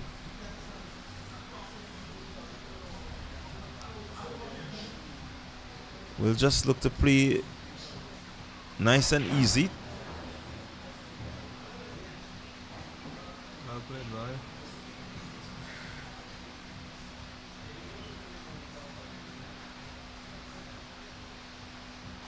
I think he's done pretty well. He's just looking to get the 10 into the corner pocket, which he does. And that's Harry coming back. So the game 3-2, still in favor of Larry, but a good comeback from Harry. You already played Harry for the day. No, you haven't Larry. played him as yet. You played Larry. Yeah, to play Harry Okay. after. You played Harry. Okay, so you looking at the fact that you've played Larry, you haven't played Harry as yet. Looking at the quality of these two guys, how do you mentally prepare, Well, knowing that these guys have that sort of quality? Well, I'm prepared already because I'm used to playing them. It's not like the first time or anything. Actually, I'm accustomed with them, accustomed beating both of them. All right, so definitely the fact that you have wins over them, that you have that confidence, you know that you can. So it's just a matter of you planning your game and executing. Exactly. Beautiful, and that's what it's. I think this is what we've seen coming out from the 10-ball tournament so far. Execution in the games is really the important thing. It's not whether who could play better, but it's how you execute. So, as I said last week, I think we looking at the play, and once the players can get more accurate in terms of the shots, then definitely I think we are well on our way to maybe dethroning some of the top players around the region, man. Yeah. And I know that from talking to the Beast, there are tournaments in places like Barbados and these places. So, you never know if we can really take this to the level that it needs to be. Then we may just be seeing you traveling out quite regularly to play in some 10-ball pool. But yeah, it's a possibility.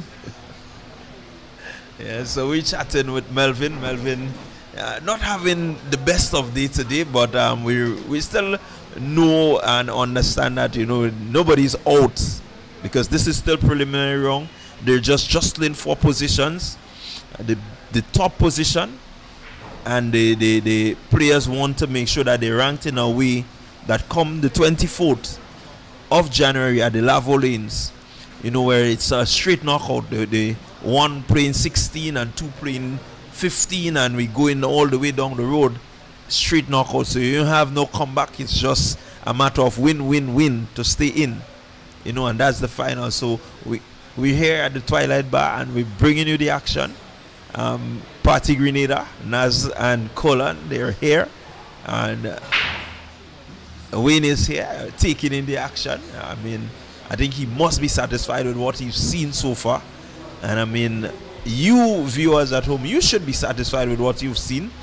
This is the first time that, something like this is done in terms of the 10-ball pool competition, where we have live broadcasts and we can keep you up to date as to what is happening. And so, I mean, it's really something to me that is exciting. You must be feeling well, Melvin. Yeah, man. Definitely.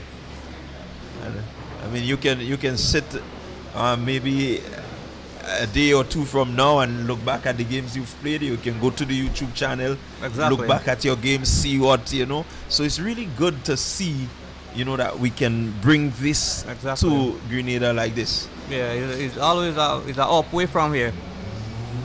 I mean, it's a great bit what Mr. Wayne and the team is doing. Taking pool from here in Grenada and bringing it out to the viewer, just as how we see it normally on the bigger stage, like from America to when we watching it in our living room. It's the same way. I think that also will motivate us to take our game serious, and play better. Yeah, definitely. You have a big motivator there. Yeah. And I think having the likes of Larry Noel, playing among you guys, I mean, you must feel, happy, especially when you play him and you can beat him. Yeah. Because he is considered the number one player here in Grenada. And so one of the things that I always encourage, and I say to people, you want to always learn. And so I think Larry definitely has, maybe shown many of the players what it takes to be at that level. Yeah, when you play people like Larry, who is better than you, they help you to think actually in a game than if you're playing lesser persons. So then that in a sense motivates you. You know that you can't really mess up, because if you mess up one slight chance if you give him, he could finish. Just as well, based on how he playing, based on how the opponent is playing as well. If he mess up, he will finish.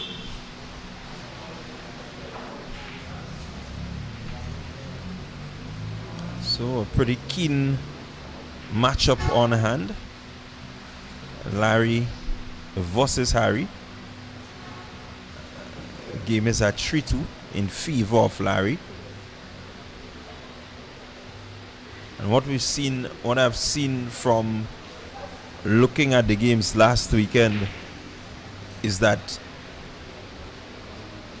this is a game where you can be very patient. You can use different strategies to really throw your opponent off and hope that, he's not as focused. And so I often say to guys, it's more or less a chess match. Yeah, basically it depends on the way the game is going. If you see the game clear cut, it could be speedy and you try to run through it. But then if it's not clear cut, like some balls tie up and you have to walk too much for position, you can always go safe. In that, as safe as well, playing safe, you have a thing that we use which is called 3 falls.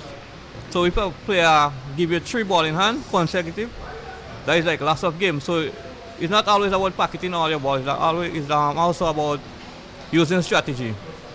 So as I say, like in that position where Harry is there now, he could look to go straight. Because the game is actually like open. You just need to make the shot like what he did. Beautiful on the floor. Yeah. So it depends on how the game is. Then you just have to watch it, observe, and you execute. You know if to just go for the kill, as people say, or take your time and wait until the opponent make a mistake. In this instance, Harry, with the game pretty much open, will want to go for the kill. Really don't want to try to hide anything. You want to take all the open shots. 6 ball in the half pocket and Good shot. makes a really good shot there. Seems to be using the option of cutting that ball. Well Again, played. well executed. And I've looked at Harry's percentage in terms of errors, and he has played really well so far, despite he's down 1 game. You know, when he gets the opportunity to try to go straight, I think this is the point where he really wants to focus in, be clear, because he has already opened up the game, and so you do not want to miss from it. No.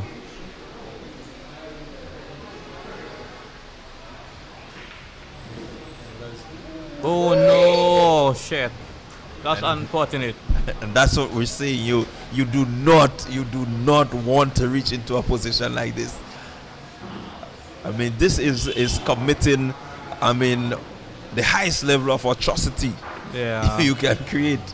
I mean, you in a matchup like this. And so Harry moves down again. Clearly he had the opportunity to bring the scores level, but as we keep saying, if he didn't touch the 10 ball, he would not have scratched. So that was kind of unlucky.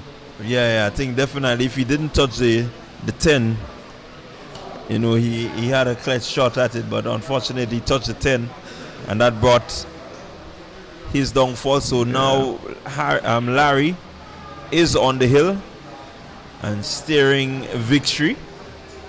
Harry being 2 down, will want to maybe come back.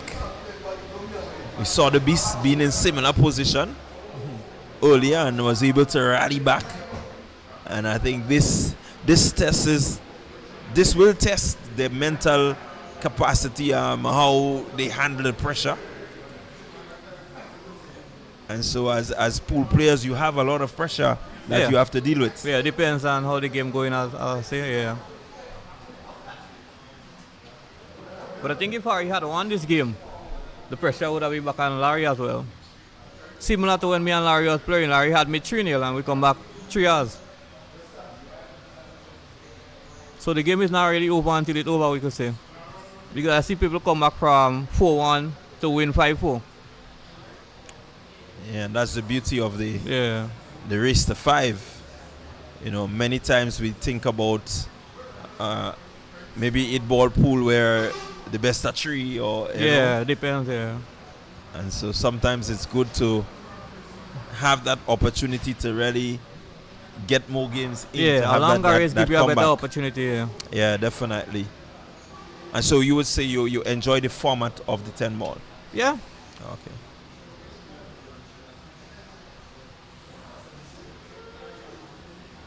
Ten ball is basically a real smart game. You have to know how it is. Unlike 8 ball, 8 ball is much more simple. Because in 8 ball you don't have no fallout, you don't have not much technicalities as the 10 ball. And 10 ball you have to call the shot. Unlike 9 ball you must call the shot. You could miss, like say you play 1 ball in that pocket, you miss it, you go to the next pocket and you could continue playing. But with the 10 ball now, if he call the one ball and he go in the wrong pocket. That give the opponent the choice, like to make him play again or the opponent will play. So Harry using a safety there. No, it's a push. That's a push. Yeah. So he just pushes the ball towards the So in that rail. context, if Larry don't like the shot, he could turn it over to Harry, but Harry cannot turn it back. Yeah, just as I said, yeah.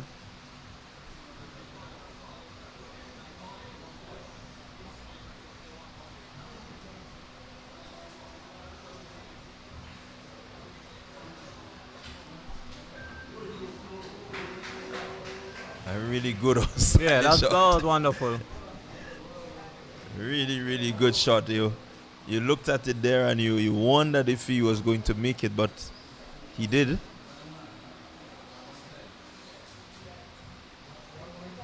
Has the option of the 2 ball. Chooses to use the band shot, which Well done. he executes very well. Has an open look at the tree.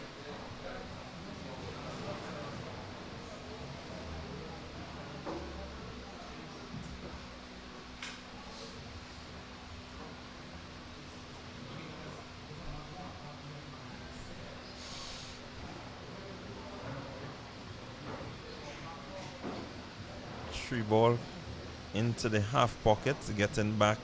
It's a good position for the 4.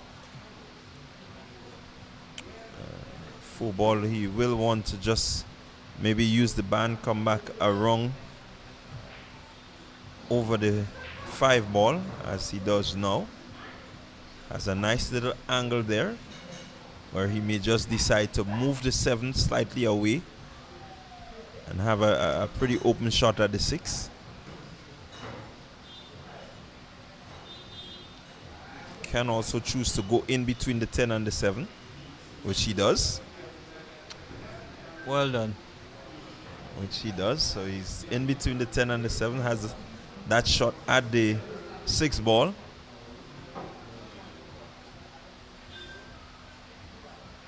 Pushing across, coming back over. Really good shooting by Harry.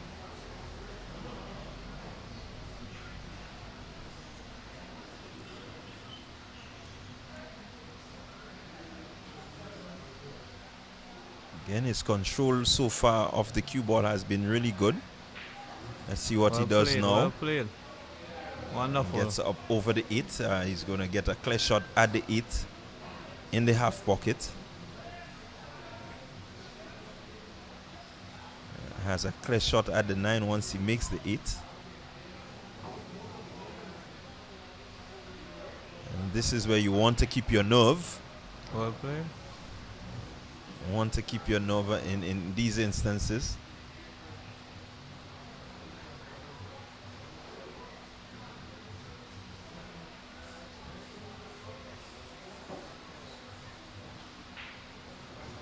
Really important shot there, and he makes it.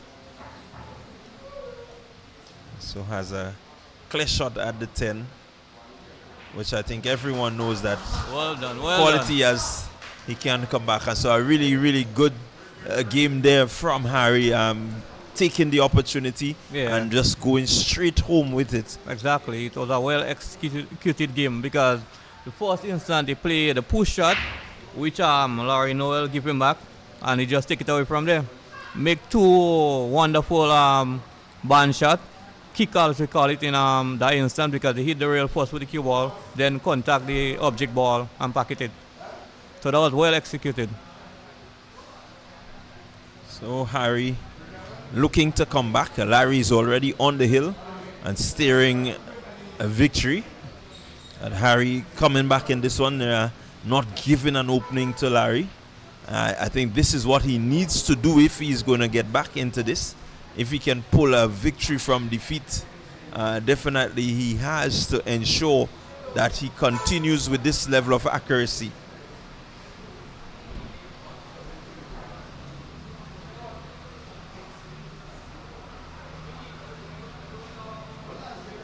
So just to give you a quick update as to action down at the Goldfish Bar, we have Alex going down to Jumar 5 games to 2. Peter, he went down to Lakati 5-4. Lakati being the winner there. Alex, he defeated Chad 5-0. Silk, he won against Chad 5-1. Ali got the better of Shinty 5-2. And Jumar, he got the better of Shinty 5-2. So some action, just some updates on games played at the Goldfish Slots and Bar in the 2025 Grenada Premier League Pool Championship. And we are here at the Twilight Bar and we're just bringing you the action between Larry and Harry.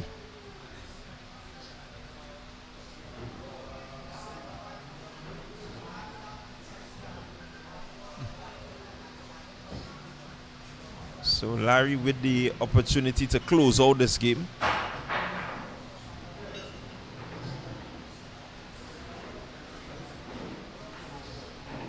Let's see what he does. Does he go for the shot or is he going to play safely?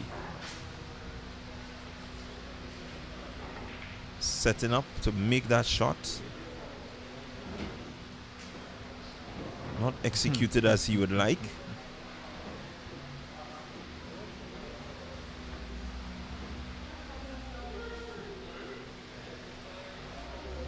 What that has done is to present an opportunity for Harry to get onto the board. Harry will want to Go for the combo. maybe look at the combination, the 3-10 combo, and maybe get himself another victory to get himself on the hill. Yeah. Let's see if he makes it a 3-10 combo. And he has not executed. It was very close though. It's a good attempt, and had he gotten that combination, he definitely was in that game.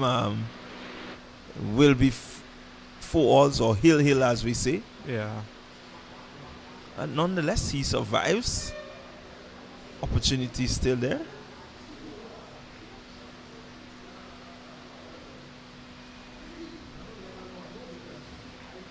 So a good miss there by Larry.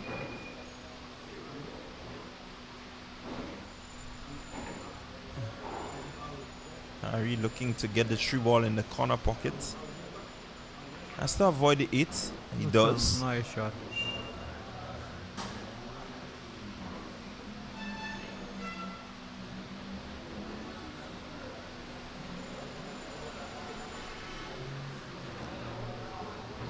Really doesn't have too much of a clear shot on the 4. I think he'll play safe. That was good. So has decided to play the safety. It's important that he touched the 4 ball. Going for 4-7 combo. Fall shot. And so that was a foul shot there by Larry. Didn't touch the 4. And so Harry has the opportunity now.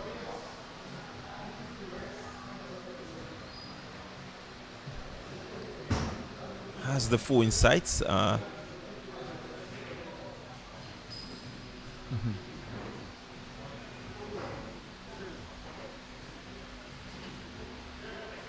Looking to make this one and get himself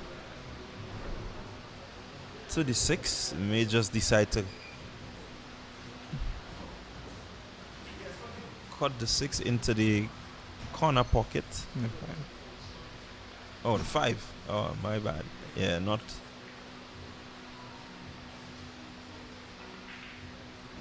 Good shot there by Harry.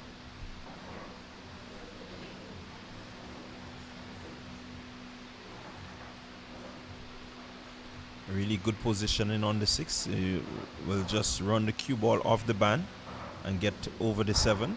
Well played, well played. I think a pretty open game for him there. He needs to be focused, needs to just, take this home. Yeah.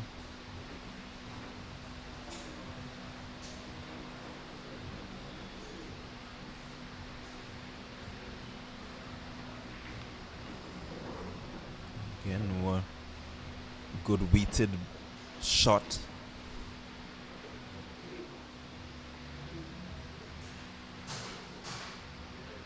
It's looking to reverse slightly. Well played. Yeah, reverse.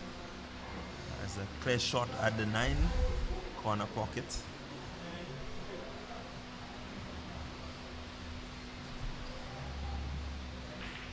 Once he executes there, clear shot at the 10, and really Opportunity to make it heel. Opportunity for the heel. You must be impressed with what you've seen. Yeah, exactly. That was wonderful. So the scenario becomes heel. No, Yeah. Harry has really rolled back from 4-2 to heel. Where will this one go? We have to definitely wait to see what happens from here. Exactly. At heel is any one game. I think we're going to see some nerves in that game based on how we set up. After the break, then yeah, we'll see what's going on. Because if it's a tight game, you will see some nerves. A lot of safety plays, sometimes it might be some mishap as well. Yeah. Yeah, definitely the players will want to keep their nerve, keep their head. They want to make sure that, you know, the execution, and so far Harry has been executing really well. Taking every opportunity he gets, not really making, you know, the unforced errors. And so definitely, I mean, I think we can say that, you know, he is locked in, he's focused, and he knows what needs to be done. Exactly.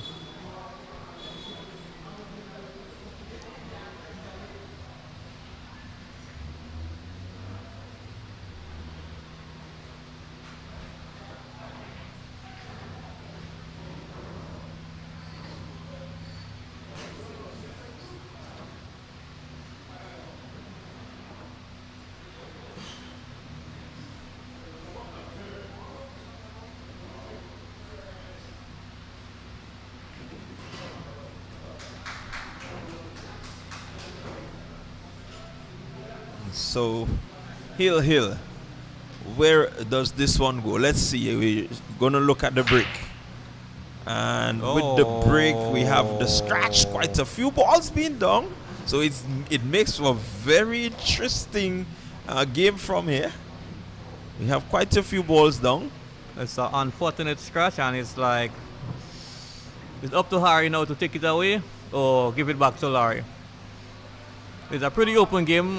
Based on how you look at it, you can see it's pretty open. You have the 2 ball, and then you get nice position onto the 4, looking for a position under the 6. So I think it's pretty straightforward there. Definitely a bit straightforward. No one will want to make a mistake here. Exactly.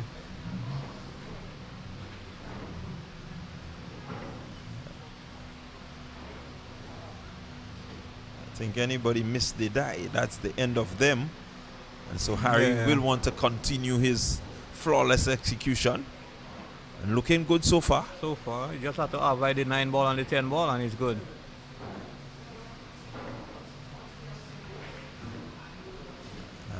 Good control, Well good done. control. Yeah. I think at the moment he's on top of his game, if you understand.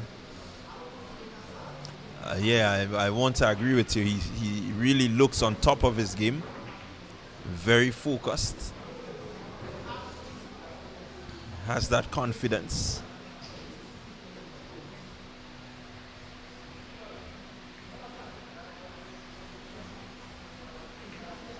See how he goes about it. Yeah. Again, executing well.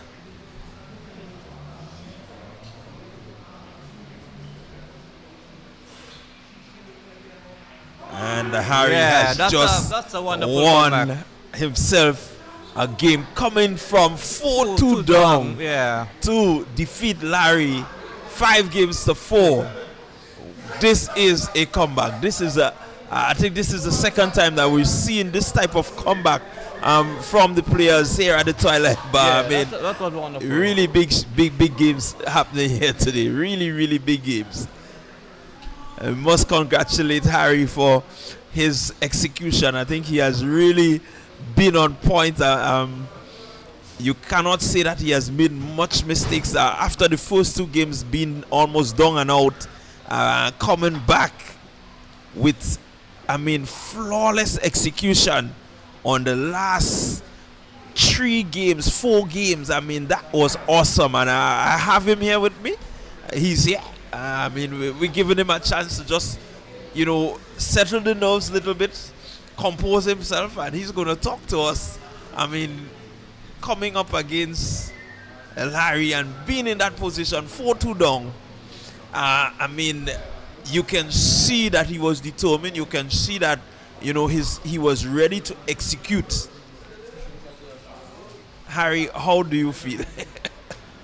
How do you feel? Hey, just bring us through that feeling right now. First of all, I want to say it's nothing short of a feeling I haven't experienced, but there's a different feeling given the tournament. Now, the tournament on a whole is something first time we've partaken in as pool players, which raised the incentive of aiming to get better. So firstly, I want to shout out to the team, Wayne Green and his team, for coming up with something like this. You understand? I've been in pool for quite a long time, and it's a game I'm passionately moved by, right? So I've played Larry basically all my life, and he's an extremely knowledgeable player. He knows his game, so it's a deeper feeling to beat Larry in this of a tournament, so we're going to get back to the old talk as usual, because we have some mimic warfare to really deal with. I want to say give thanks to this whole movement here. It's really, really, really, really amazing. And to everyone who is looking out there, we need supporters, we need sponsors to help this pool move forward, because truthfully there are some really, really talented players on the island, and over the years I've seen pool grown. You understand? Within the players, they have come up with their game. So I give thanks for this movement. Dal, I've known you for quite a long time in the sport, and it's a pleasure to sit next side you and give a report on this game. Well, I was just going to say, I remember the days when I used to school you in this. Definitely. As we're gonna take a view of the next game, the next matchup. We're gonna continue speaking with you, Harry, but we want to keep the viewers abreast of what is happening. Okay, let's go. But I really am impressed with the way that you have, just taken your game to this level. Looking at you having an opportunity, being down, and just coming back flawlessly, not once, not twice, but 3 times to win this matchup, man. This says a lot about your improvement over the years. Definitely. Confidence. It's confidence. It's you reach a stage whereby you're good for it. Your game is up to that par, so it's just execution. And despite being down, you cannot make that shift your game or shift your mental. Just keep fighting. Yeah, really well said there, as we're taking a look at Larry coming up against Melvin. Melvin, I think he spoke about this. Oh, Larry and Jester, my bad. So it's Jester on board.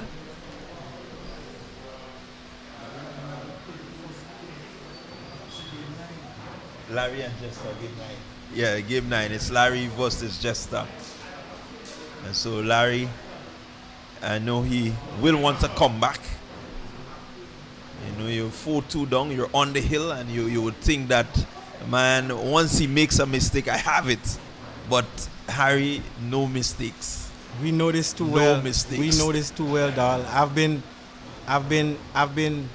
on the hill with player, not scoring a point, and they come back and beat me. execute against me, tremendously. So we know this too well. We know Pool. So Larry not taking any chances here now. I think he he recognized what has happened, and so his mode right now seems to be, I'm going to execute everything flawlessly and come back from here. He should, because the rivalry build up between our game was real intense on the group chats, personally everyone is, so it was really intense. Really, this is what this tournament, the Grenada Premier League Pool Championship, brings to you. It brings to you that motivation, that willingness to come from the back and really Definitely execute flawlessly to win games. Definitely, to take yourself out of the red, as we may say, definitely, into a winner's position. So I mean, I could imagine you being there, trying to make sure that you keep your nerve, keep your focus. You don't want that stick to shift. You really want everything to be just set to make sure that you can execute. It's a lot. You have to combine a lot, but the more experience you get is the more these things lessen down, and well played by Larry.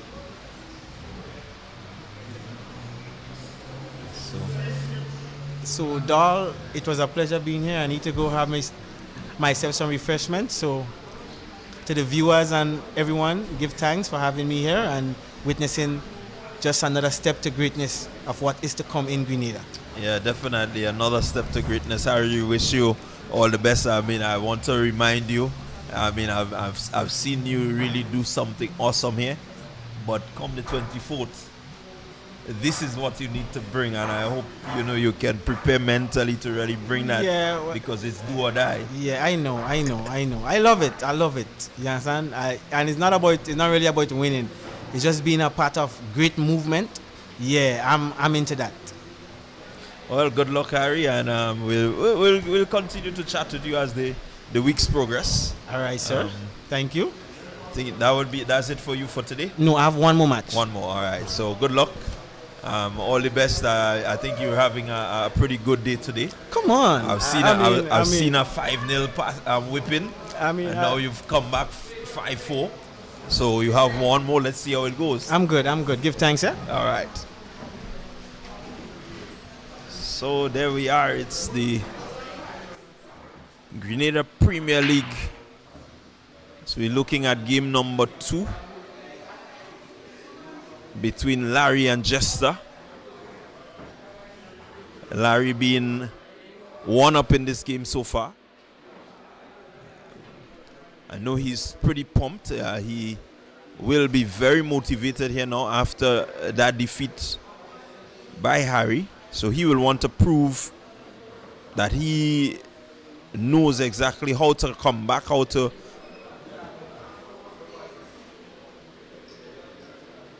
move from adversity and really win pool games. Going for the safety there and ensure that he touched the 3 ball.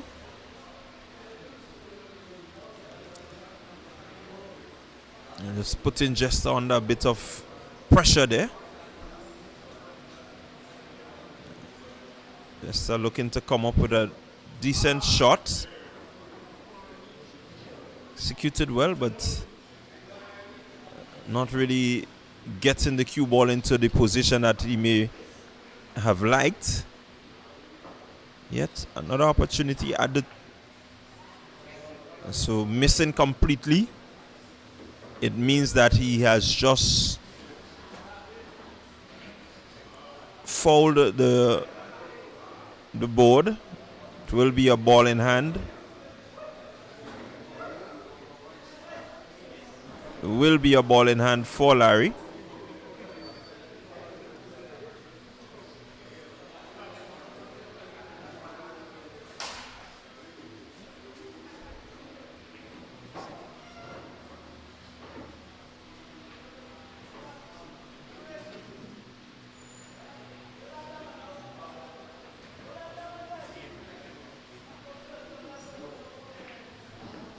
So Larry, it's a decent shot there on the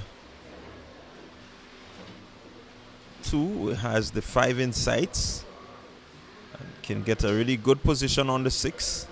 Pretty open game for him here. Will want to make sure that he executes flawlessly to take a 2-0 lead. Let's see how he goes. Reverses nicely. 7 he will look to place the 7 in the corner pocket and just roll slightly to get a good position on the 8. Well played, well done. May have rolled slightly, just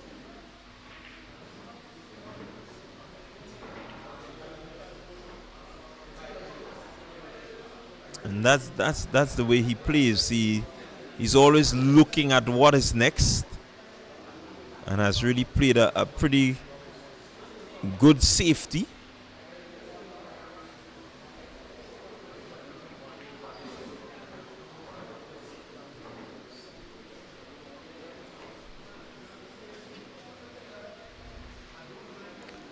Jester has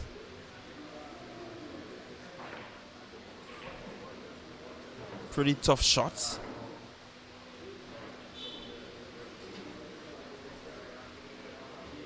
So it's a foul shot there by Jester. Ball in hand to Larry. Larry will play this one and just look to get over the 9.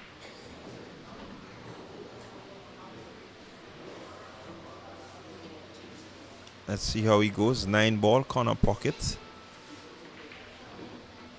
Goes around and gets into a pretty decent position where he can have the 10 into that same pocket and bring up his second victory.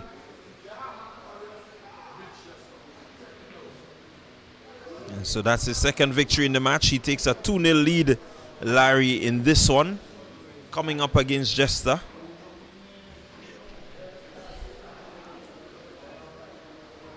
Jester having some mixed fortunes today. Went down to Harry earlier, and then having a 5-0 defeat of Melvin.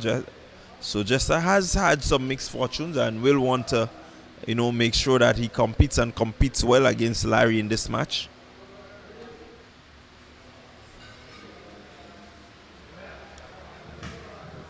Just want to remind you of some of our sponsors.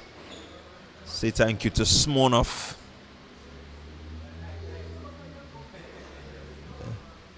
Being one of the sponsors of the Grenada Premier League, SP's International Trading. They're on board, and so again, one of the sponsors who is making this stream possible, making the whole tournament possible, St. Remy.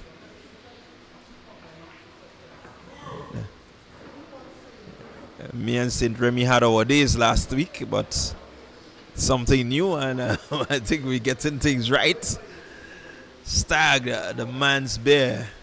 And so definitely, we want to say thank you to these sponsors for their part in the Grenada Premier League Pool Championships.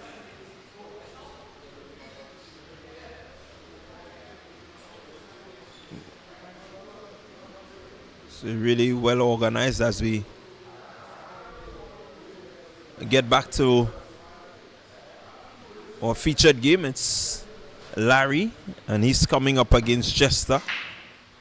Larry being 2 up on Jester. The score 2-0 in favor of Larry. So see the break from Jester.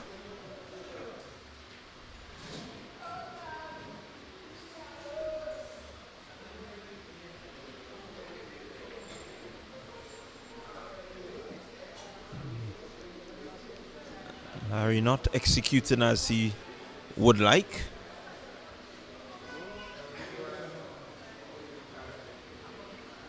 has an opportunity now, Jester. Let's see what he does. Makes the one. Seem to be in a pretty tight spot. Let's see how he gets out of it. He's looking to get the 2 ball into the corner pocket. A really well executed shot there.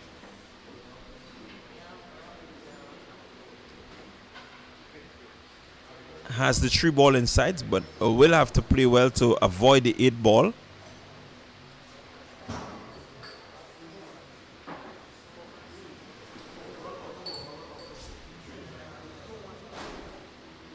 Let's see how he goes. Well done there by Jester. Has a slight angle on the 4.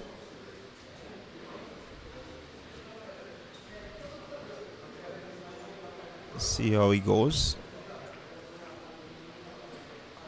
A really valiant attempt. It's done well, but has just left a bit open board for Larry.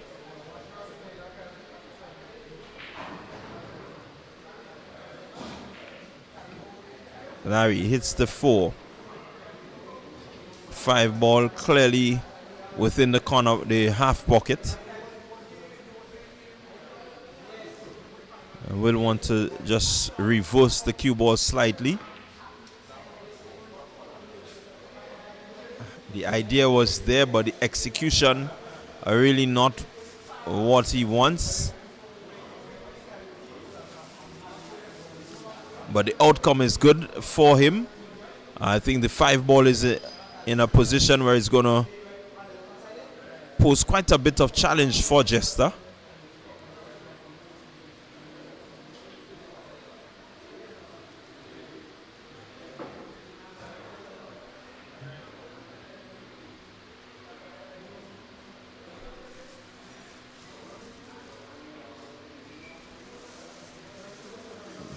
Just looking for the safety, but not really working out as he expected. Let's see what happens as Larry has the 5 in sights. 6 is right there.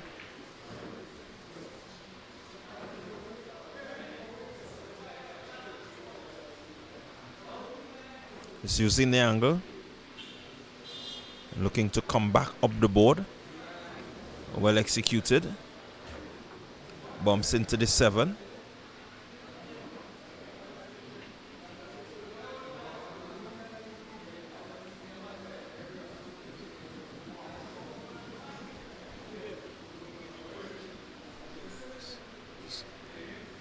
Gonna use the band shot. 7 will come back towards his hand right there.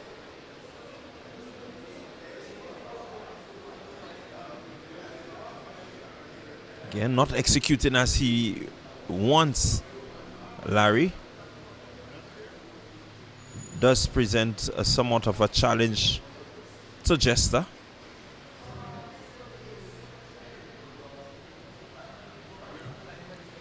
Jester gonna try to use the angle, get the 7 into the half pocket and maybe go around and come back. A good, well executed shot there, and outcome really good for Jester.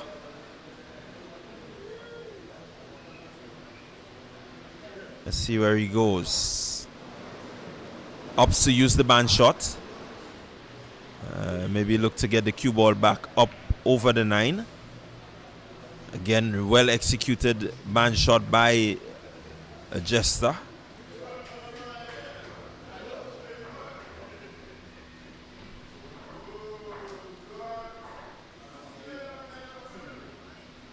Has a pretty technical shot there.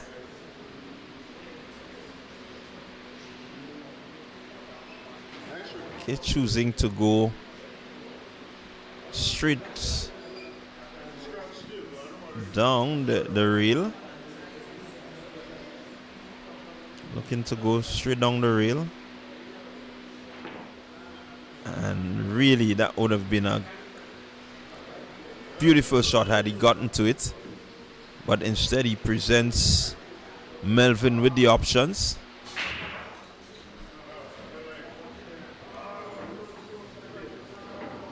Larry is with the option. Larry has the option of the half pocket and just coming around to the 10.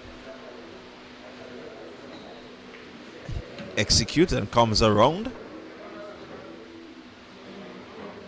So Larry, once he gets the 10 into the pocket, he will take a 3-0 lead in this race to 5.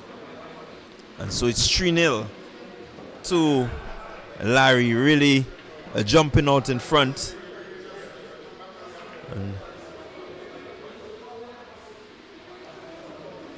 he will want to make sure that he closes off this one. You do not want to have any surprises. So definitely he will be confident that he can close off this one, Larry.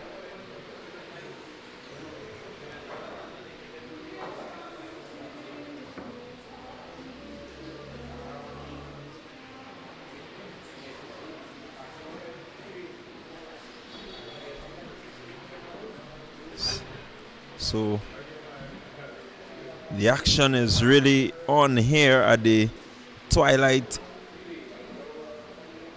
Sports Bar as week number 2 in the Grenada Premier League 10-ball pool tournament. Really some exciting and very intriguing games being played so far in this tournament. Really impressive victories by some of the players here on show.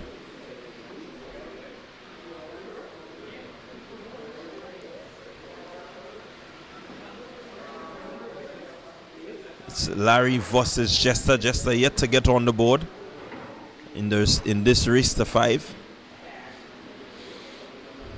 It's gonna be Larry with the break, looking to get himself on the hill. Larry.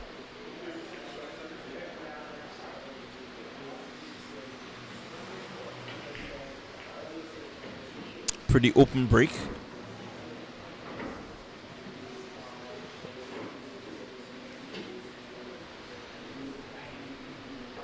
What is important though is that life is not too easy for Jester right now.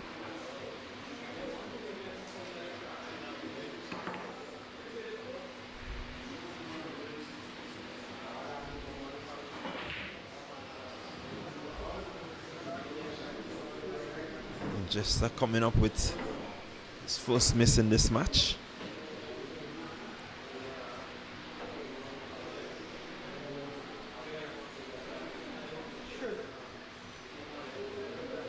Let's see the intent of Larry. Is he intending to go all the way? Has the one inside, misses, and comes up with a scratch. Means that this is a ball in hand for Jester.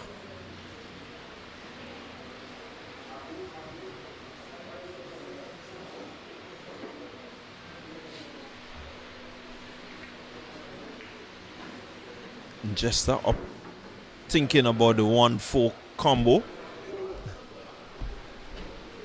So it's going to be 1-4 combo for Jester. Executes well. Gets the 1 ball into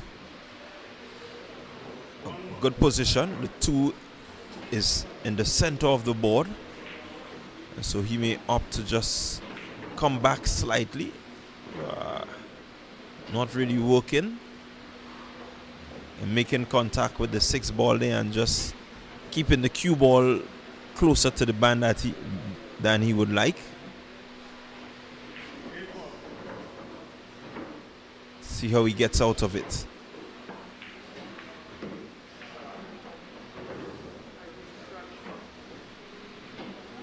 Missing there, and so presents the opportunity for Larry.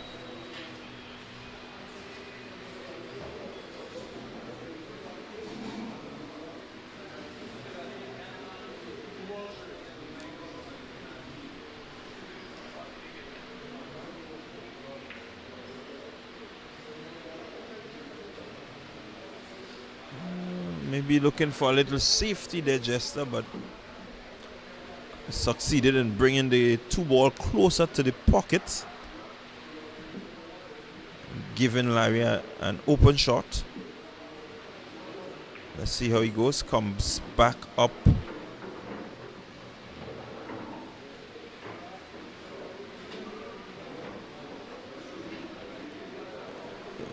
Can go straight down the pocket.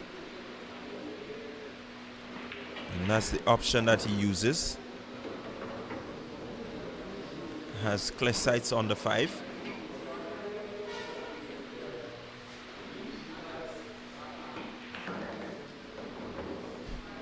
Well done.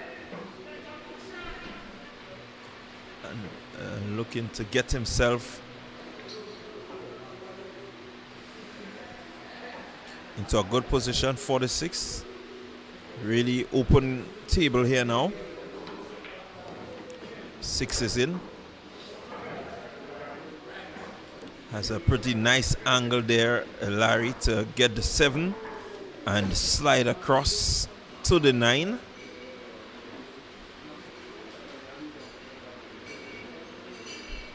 You look at the position of the cue, you can tell that he's looking to move the 9 ball slightly, and he does that. And there he goes, cue to the bottom left, cuts and reverses all the way back up over the 10 ball, and he's looking now at a pretty open shot, easy pocket for him. Goes one closer. He is now standing on the hill, Larry, with a 4-0 lead on Jester. Jester will definitely want to come back. And don't want to be in this position for too long. And so Larry looking to not make the mistake that he made a while ago. With Harry, I think he will want to just close off this game here now. It's ready.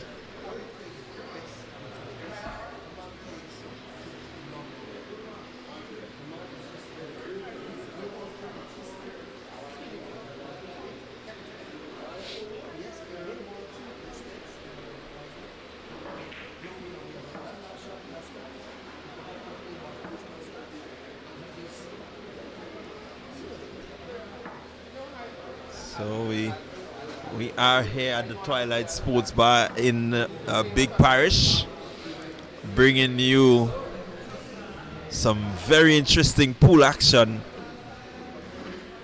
in the Grenada Premier League pool tournament. And so far, I think for the day, you will agree that you've seen some really good, clinical, phenomenal pool playing from these players that are on show.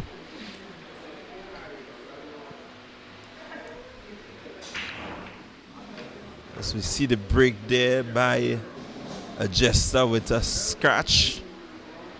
So it means that Larry has a ball in hand opportunity.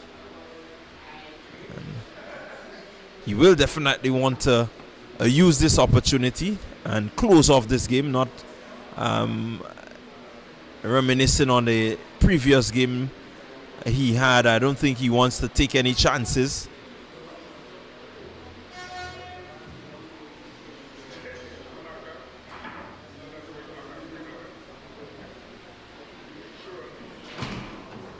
Beautiful, looks to get himself into a position. 2 ball into the corner pocket using the band. Pretty solid shot, not really executing as he wants, but more interestingly, the cue ball and its position still doesn't give a clear-cut shot to Jester. Jester may just decide to use the band.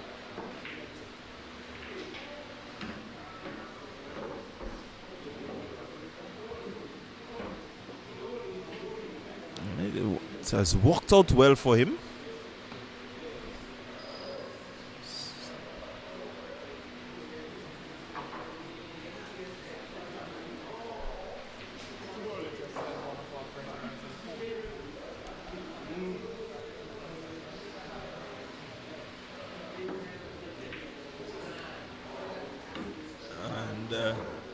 Jester coming up with a.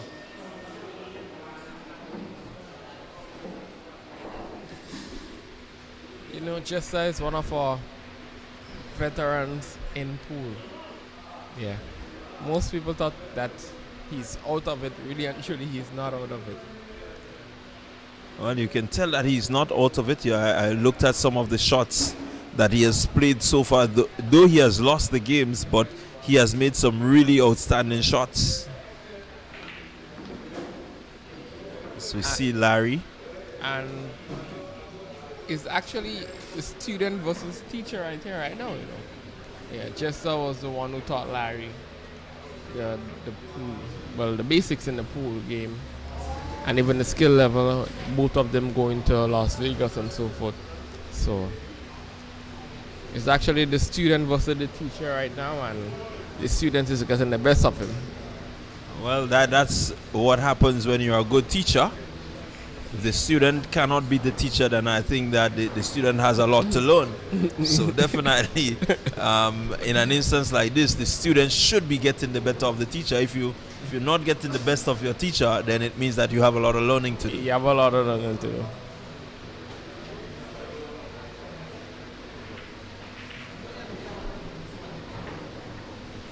And that's a lovely safety. And Larry just biding time, not looking to rush. Though he's on the hill, but he's not rushing through. He wants to make sure that he sets up this game in a manner that he doesn't have to work too hard.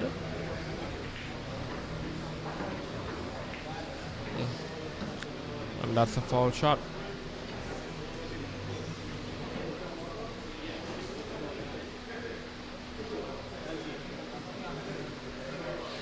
Yeah, so it's a clear foul. The referee spotting it. So now Larry has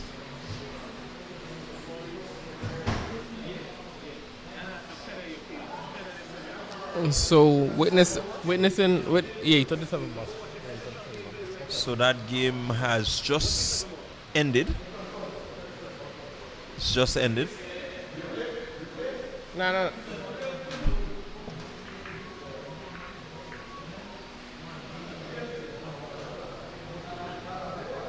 So witnessing this pool session today, what do you think about it compared to last week in the Crazy? Well,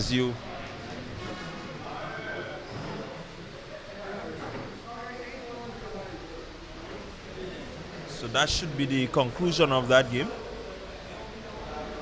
The fact that there was a scratch. Oh, so there was actually a foul out. Yeah. So Larry closing off that game there, Jester with the scratch means that he had a stud foul in the match, and so Larry winning that one. Jester coming up with 3 fouls has really passed that game over to Larry, who takes a 5-0 win in this match. So back to your question, Beast. I think as you rightly said, as you get into the tournament, players settle and they get themselves really into that frame of mind where they can just execute what they know they can. Yeah. I've seen some really outstanding pool here today. Some really, really outstanding pool has taken place, and I must commend the players for the way that they've gone about their task today.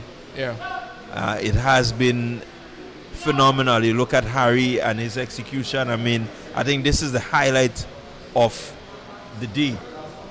The fact that you can come from 4-2 down, be clinical, be flawless, just execution on point, and take a game like this. Nothing better than that. And this is one of Harry's motivation. Him being down is his motivation. He has the ability to flip that switch immediately and say, okay, bro, game on. He has the ability to do that. And he's one of my most valuable players at the Kwesi. Although me being the captain, Harry is one of the best players Yeah. on the island.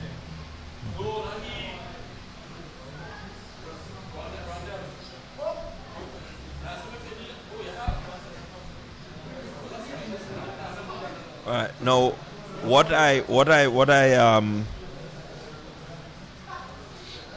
like as to the progression I've seen Harry. I mean, as I said to him earlier, I've known him from little boy playing pool. You know, Yeah. I actually showed him a little thing. You know, been around a while. Yeah. But the way he has taken, to the game, I mean, it's really, really good to see the No. level that he's at now. And I mean, I think just participating in this tournament and continuing to participate in tournaments like this, it can really lift him to that sort of standard where, he can maybe compete with some of the best in the world. You look at that comeback there, and I mean, phenomenal. That's Yeah. what we want to see. And a comeback from Larry 4-2. It's very, very tough. And me knowing Harry, as you say, Harry as as a youth growing up, and you say you taught him a few stuff. Harry taught me a few stuff. Harry is one of my biggest motivation in pool. Like when he was down right there now, I say, bro, you got this. Nothing can stop him because I know Harry as a player that's working very hard towards pool. Any sport he's a part of, he works very hard towards it. He's one of the players that just do strictly drills, not just going to the pool bar playing. This he will go for himself, do strictly drills to make sure he keeps himself at a standard. And that's what's showcasing here right now. He's a very, very brilliant player, and without. He don't need to take part in any national tournament to know that he's one of the top players on the island. And definitely it makes for good, interesting viewing because when you think about some of the players that we've seen on show, the likes of Lakati, the likes of Shad, and these guys, these are good players. These are good yourself, players. Yeah. So I think this year's tournament with these 16 players that I've seen on show, I mean, I'm really, really impressed.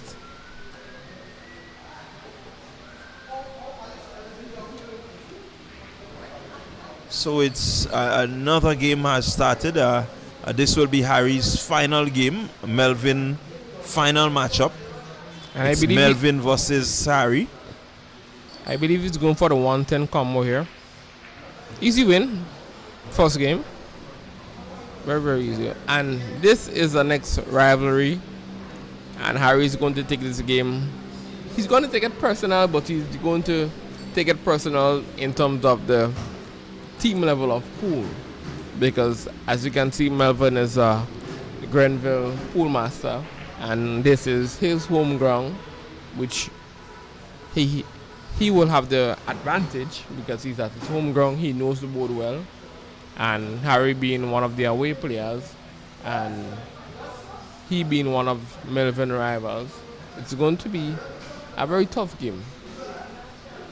But the kind of focus Harry has now, Melvin will have to step up. He will have to step up a notch.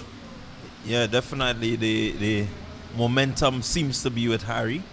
I think after that flawless execution, you can see his confidence is there. But what I like about the way he played and listening to him, he's not overconfident. He understands that at any moment you can make a mistake, which can cost you a match. So he has started really well here. He's won up against Melvin. Really, Melvin, somebody that you cannot take him for granted. He topped the chats last week. He was flawless, winning his 3 games. This week the fortunes are a bit different, but it means that you as we go through the preliminary rounds, you can't really count out anyone. Cannot count out anyone. But I will tell you, as a blockbuster, I'm a bit biased. I would love for Harry to top the charts this week. Yeah. Well, I mean, topping the charts is while it's good. I'm of the view that it doesn't put you at any advantage, because looking at each player and the way they execute, I mean, come the 24th with the do or die situation, that's when this thing really, really matters. Yeah, and what you said is very true, because we have these I may beat, which is actually my teacher right now, Larry Noel. I may beat him on a Friday night very easily when he has a bad night, but when he has when he's in form, there's no class. And it all depends on the day. It's a ball game at the end of the day. All depends on the day. It's a ball game. You may have a good day, you may have a bad day. All depends on the day. I'm hoping to have a good day on that final Saturday. Trust me, I'm really hoping to have a good day on that final Saturday. Well, I hope that everyone has a good day and that the best player comes out, and the best player here, I'm talking about the best player who can keep his nerve under the pressure, can really absorb the pressure and execute the shots as need be. I think this is what I would consider to be the best player. Somebody who can really show, as Harry did, the ability to rally through the tough situations and really execute shot after shot. I looked and I commended him on the accuracy. As we see another brilliant shot there by, I make it Harry? Correct, Harry.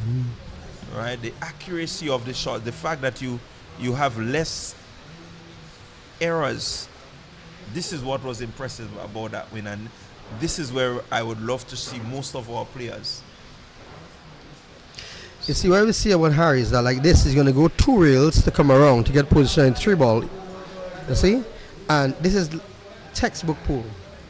So when he plays this now, he could either go forward with some high topspin and come backwards. Again, I'm confused by the balls. I thought he was playing for what was the 3 ball, but apparently it's the 7 ball. And that's one of the reasons why I mentioned early on why they've changed the colors of the balls to the professionals. It's very confusing. But Harry is playing a phenomenal game. He played against me. The first game I won it with a combination. The second game he made a error and I took advantage of that. And I was way in front of him and he came back and he played a superb game. Of all the players I've seen so far, and I have not seen all the players play, but so far, my judgment on this, not as a referee, but as a player, is that to date, from what I've seen, not just because he beat me, Harry has been the most consistent player on the tour so far. I quite agree with you. I've seen quite a bit of consistency.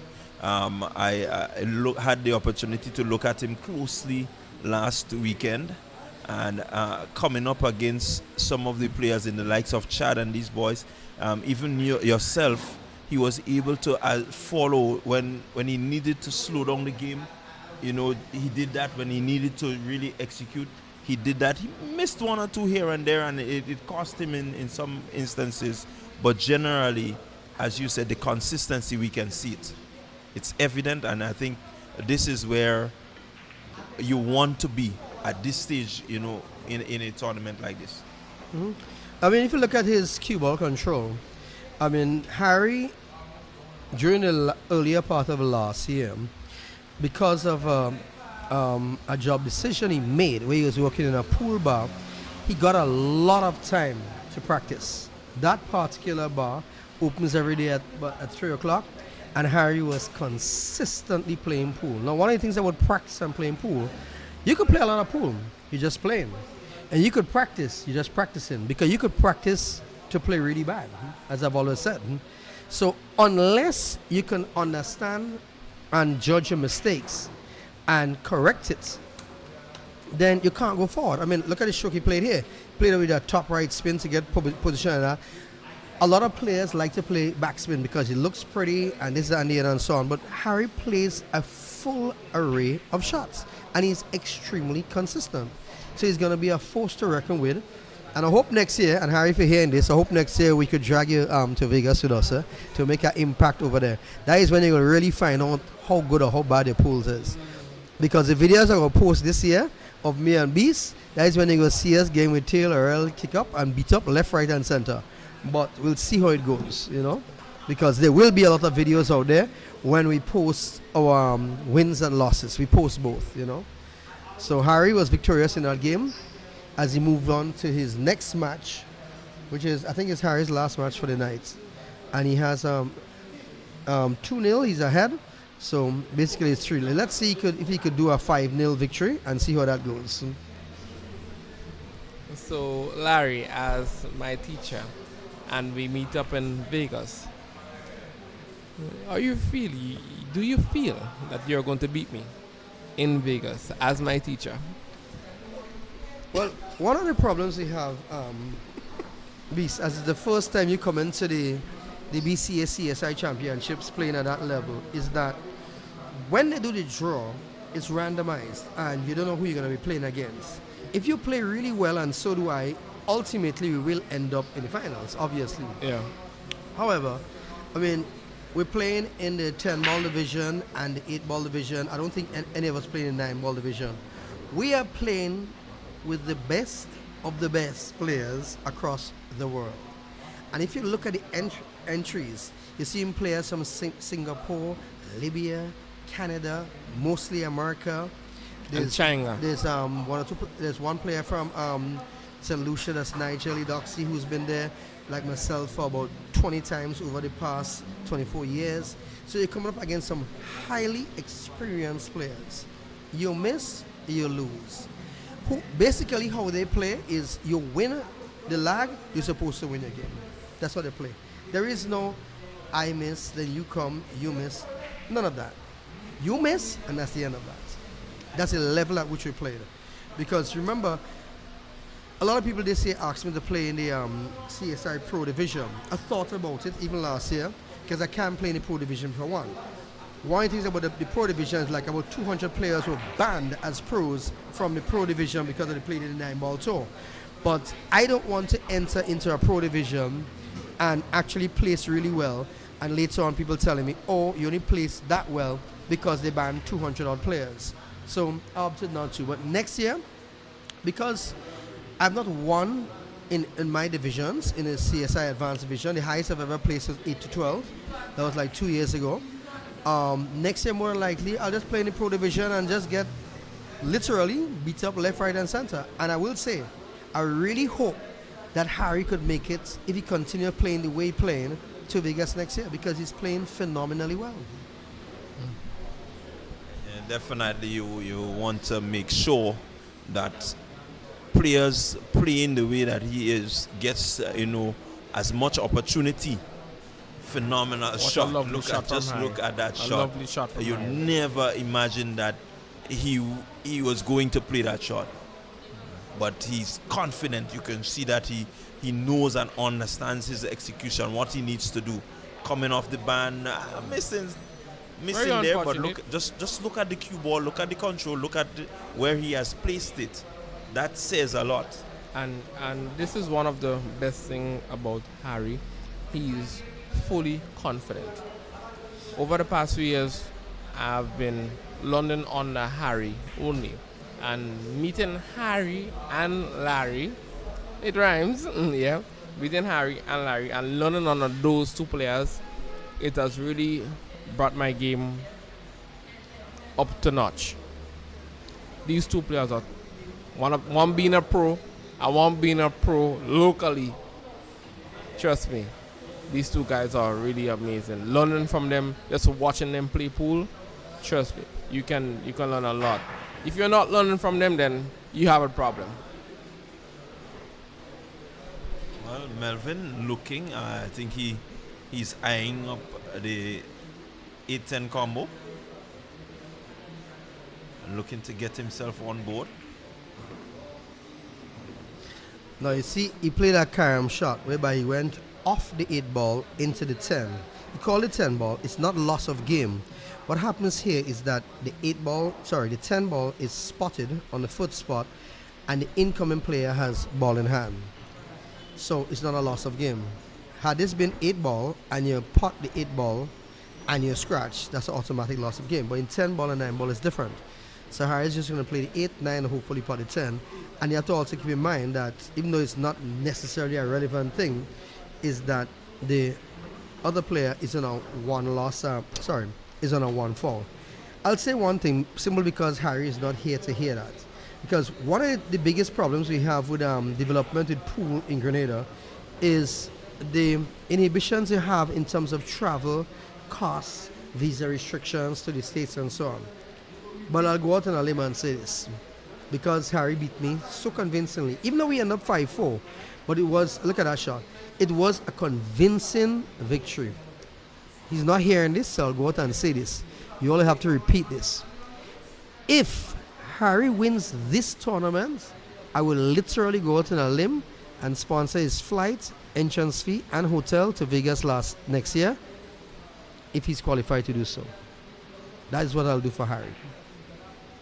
Really, I hope that he would sit after this weekend and review the tape and really pressure himself to make sure that he comes up with that, because an opportunity like this, man, you want to take it. Well, I mean, the challenge with most players here in Grenada is economics in terms of traveling to the States or anywhere else in the Caribbean to play. I play a lot of tournaments in the Caribbean, but the big challenge is all about cost. In terms of Harry, if he makes it, if he has the visa requirements or whatever to go to Vegas, I'll make this a free trip for him. I will pay for his hotel, for the host hotel, likewise entrance fees and whatever else. I don't want him to be limited by finances. I'm not saying that he is, but that is what I'm willing to do for a player like Harry, because over the past year, he has been the most consistent and advanced player in Grenada. The previous year, it was previous year we had a guy, he won the amateur tournament and then he came on to Nathan and he came on to play in the elite division and win the 9-ball tournament. I was so impressed by Nathan that I had bought a 10-ball jersey from Las Vegas, and when I bought it, very nice jersey, I presented it to him as a prize. It is a pro jersey, and Nathan was so proud to wear that as part of his accomplishments from moving from the amateur division and winning in the elite division. And this year, he's refereeing. He's probably down at Goldfish right now, but alongside the other referees, Moz, Rohan, and Grenville, and the other referees, they're doing a phenomenal job. I mean, I've been a referee for a lot of years, so it's a lot for them to grasp in terms of the whole concept of the game and the fouls and everything else. But this event has been going so well, it's unbelievable. Yeah, we must congratulate Wayne on the insight that he's had, you know, to have this tournament at this level and again have it televised, or let's say streamed, you know, where players can see themselves, they can look at themselves, you know, look at themselves playing, right? You get viewership persons, not just those that are present here, but those that are at home. They can view and they can feel proud that, hey, I know these guys and I've seen them, and so it makes good for the interest to be developed in the 10-ball area, and not just 10-ball, but pool on a whole. As we said last week, we don't just want people to think of it as a rum shop thing, but you want persons to recognize that this can move you just as every other sport in Grenada. It can take you from where you are and bring you to a very high level, you know, where your skills, your ability to manage crowds and interviews and all these different little things could come into play in terms of an elite athlete, you know. And so trust me, I think it's a really good initiative, and you guys are definitely living up to what I think Wayne has seen. I mean, I've played in a lot of tournaments, not just in the Caribbean, North America, and I've never played in England or Europe. But the one of the things for pool players, it's the stigma that goes with pools is hard to get around. I mean, we've had an uphill battle as I'm part of the Q Sports International, that's where I referee for, and the American Pool Players Association. And one of the hard things, one of the reasons why it's so difficult to get pool as an Olympic sport is simply because of the stigma it has. And if you look across the world, in most locations, you find a pool table is in a bar. My question is, why isn't the same yardstick applied to a game like bowling? Every bowling alley you go to is attached to a bar. I mean, last year in the Olympics, we had breakdancing as an Olympic sport. Let's try to wrap our minds around this. In the 80s, I was a breakdancer, yes. But how on planet Earth could breakdancing be recognized as a sport? And pool, you have snooker, which is a billiard game, 9 ball, 10 ball, 8 ball. There's so many different variations of this game not being recognized as an Olympic sport, but somehow we get breakdancing of all things. Don't get me wrong, I'm not against breakdancing, but how could that be an Olympic sport? Yeah, it really baffles the mind, you know. When you think about this 10 ball billiards, you think about 9 ball, 8 ball. When you think about them, you realize that there's a high level of skill. As you rightly said, there's so much science involved in this game. The 10 ball game has so much science, the physics, you know, the fact that, as you explained, the chemistry of it. Well, yes, you know. And one of the things about, as I've learned over the years, is that in terms of refereeing, and I was amazed to find out this way back in 2003 or 2004 when I became a referee, is that you find some of the best players in America at the level I played at were referees. Reason being is they have a total grasp or concept of the game. The problem I find here in Grenada is that a lot of players, and I'm being called all of us in the night, not just in Grenada, regionally, because a lot of the associations have my number and they call me, Larry, what is your take on this, or what's your take on that? Simply because they do not have a full grasp of the rules. And I've always said, how could you be playing a sport and not understand all the rules? Yes, there may be some intricate situations whereby there's special conditions apply or some funny rule that comes up that you're not familiar with. But for the most part, the rules are very basic. Understand the rules of the game, apply it, and then train accordingly. Yeah, I quite agree with you. You have to know what the rules are if you're going to really effectively, you know, approach the game in a manner that says, you know, you want to become better. Because lack of knowledge, it means that, you know, you're just going here and trying and doing all sorts of things that doesn't really make sense. Yeah, it's true. I mean, over the years, when we just started, years ago, people used to play, people refer to it as bush pools. We used to play like what they call local rules, whereby there's no penalties for fouls, etc., etc. And one of the things you have to be cognizant of is that when we move to international rules as we play by CSI/BCA rules, is that you have to understand the rules which govern the game. And Grenada as a team has traveled a few times. Not come to me, forget about me that traveling all over the place. I've brought teams to Barbados, St. Lucia again, And not Barbados, but St. Lucia, we've been victorious twice. The first time we took a team, it was based on who could afford to go, let's go. The second time, I thought to myself, no, like this doesn't make no sense. Pool cannot be based on who could afford to go. So what we did was we had a series of qualifying matches. And the people who qualified, we got sponsorship for them, and we went to St. Lucia. And back then, it was 10 of us that went against 112 St. Lucians. And when we are down to the last 8 players, I'm happy to say 6 was Grenadians. We came first, second, fifth, and whatever the other positions was. It was a phenomenal event. We have really good players here, and one of our better players out of the island. But regional tournaments is very complicated. It's very expensive to travel. And the compensation and the prices and so on is very low. A lot of associations, because I've been involved in pool so long, have been telling me, oh, Larry, do a tournament in Grenada, because based on the geography of this, the only areas that could do pool tournaments and when I say gets away with it, that could be easily successful is either Trinidad, Barbados, or Grenada, simply because of the logistics of travel and ability to stay in certain areas that's inexpensive. Trinidad have a lot of players, a lot of venues. Grenada, we have less venues, and venues not as big as Trinidad. Barbados has a very good organization. But if we had to do an event here, which a couple of people have been, getting at me, Larry, let's do it, because everybody across the Caribbean know you for the past 20 years and so on. It's something you could do.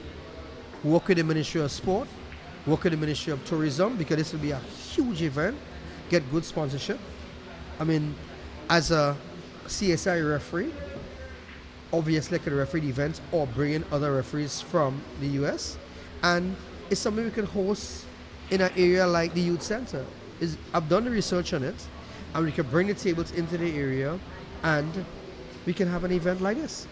It takes a lot to get together in terms of the sponsorship and the logistics of putting such an event together, because we don't have any areas where we have 8 or 9 tables like in the States. So we'd have to move like about 8, 9, 10 tables to an area and have an event. But the youth center is a perfect event for so doing. So it's something we could do, as I said, in conjunction with Ministry of Sport, Ministry of Tourism, and put this and Grenada on the map as an annual event. And that's really good vision. I mean, this is what you want happen. I think that would help to really drive the interest, of the young ones, especially, because you don't want it to be, as we said, rum shop, only think about it like that, but you want it to be recognized as, a premier sport that has a very high level of thinking. You have to be able to, and that's what I like about it. It's not just come and shoot the ball, but you have to apply the physics, what side of the cue ball to hit to get certain results. You want to know how hard to hit the ball so that it would stop at a certain point. So there's a lot of thinking that goes into these things that can prove that it is a sport that needs to be recognized. I agree. And I mean, I'm trying my best right now to get back into pool as much as possible, because I'm torn between my two loves, in that pool and golf is my thing. And ironically, a lot of people who don't look at this wouldn't realize this, but the only other sport on this planet that's similar to pool is golf. And if you look at the similarities of the two sports, you'll understand it. In terms of the spin, it's you alone at the table conditions, heat, everything that affects ball movement and positional play is you. It's you versus the table and nobody else. I spent a lot of time playing pool, and now I'm concentrating. I'm spending a lot of time playing golf. Now I'm focusing on pool because of, with Wayne Green's involvement in pool and the GPL and the number of sponsors we've had and how successful this event has been, and it's going to end with the finals at Lavo Lanes at the last Saturday of the month, and I hope a lot of people come out to look at it. It really puts us in a position whereby we would hope to get younger people to come out and play pool and not look at this as, oh, a bunch of fellas in a area having a drink, playing for $5 or whatever else. There's a lot of areas you come out and play, whether it's Goldfish, the Quasi, and all the other areas around the island. During the day, people come out, younger people, and play. And it's what it is. So we're looking at that. We want to just keep you abreast of what is happening. I know we've been saying a lot, but we want to keep you abreast. The score 3-2 in favor of Harry. We've seen a pretty good comeback here from Melvin. He has, really pushed the limits of what he has been doing. But Harry still has 2 games to go before he can really close this off. Will Melville give him the opportunity to? Let's see what happens. Well, as I said, it's BC right now. As I said, this right here is a rivalry between the Masters and the Busters.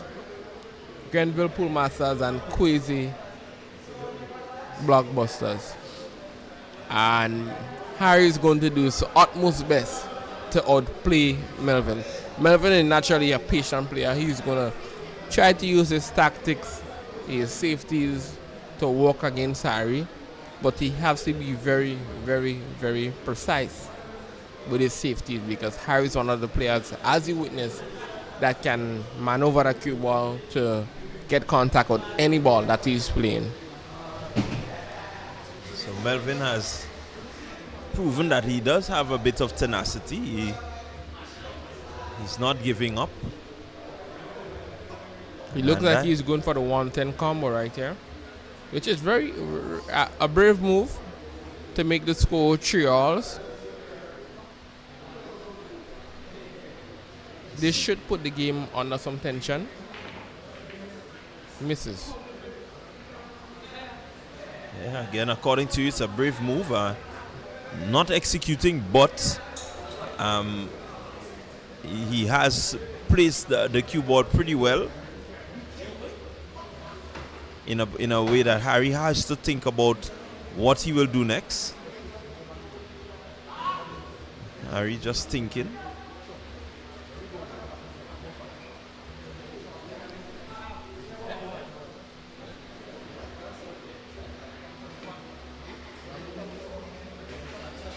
That's coming up there with a foul, not touching the 1-ball Harry.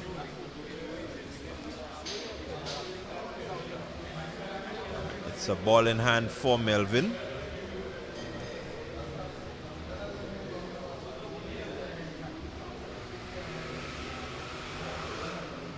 Very interesting matchup here. Melvin, he topped the table last weekend. He won his 3 games.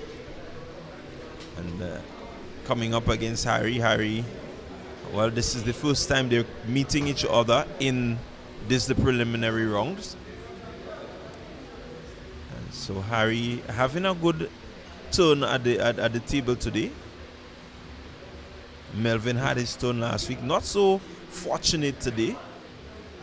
But again, doing his part in ensuring that the tension on the board remains. This right here is a very good safety, very technical. If Harry doesn't touch this 1-ball, Melvin could possibly play the 110 into the left corner.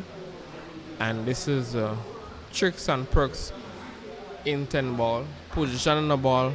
Lovely shot by Harry. Wow. As I was saying, this is the tricks and perks in 10-ball. Position on a ball where you can get an easy combo where your opponent cannot see the ball that you have to contact. If Harry didn't touch that 1-ball today, easy 110 combo. And there you come back. So again, with the ball on the board as they are, the possibility of hiding the cue ball is really good.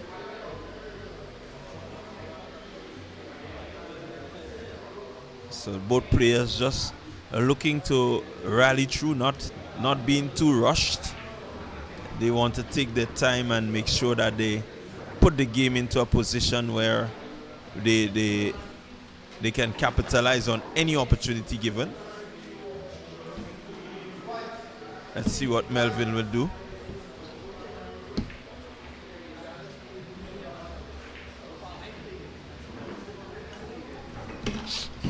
Again, well done to Melvin, just hiding the cue ball slightly there.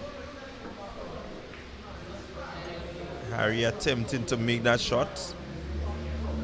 Not executing, but again the cue ball is in a position where getting to the pocket is a bit difficult.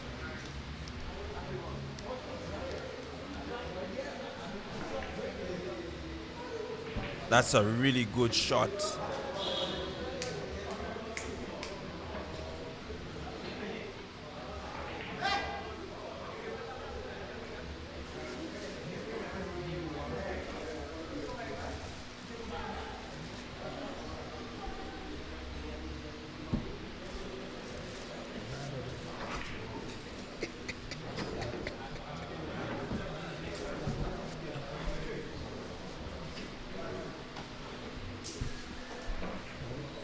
You know, being at the commentary table is very fun. It's a good place to be. Yeah, it's a very good place to be. So we continue to look at the ding-dong seesaw battle between Harry and Melvin. Being very patient there.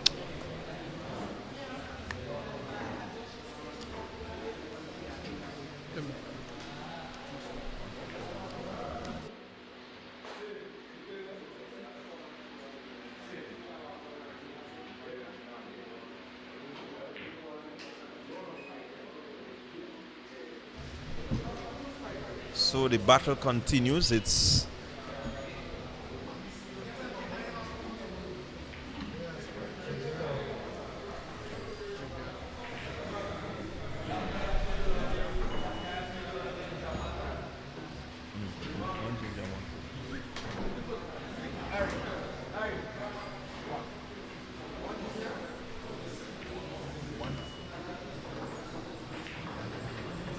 no, one and a half.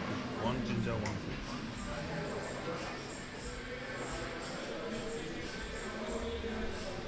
So combination there.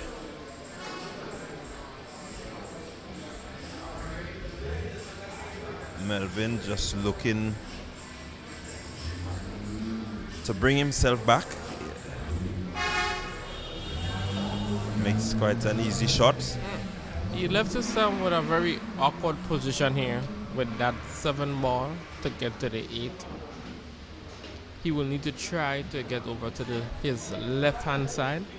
Well, actually, yeah, his left hand side to get that 8 over to that pocket.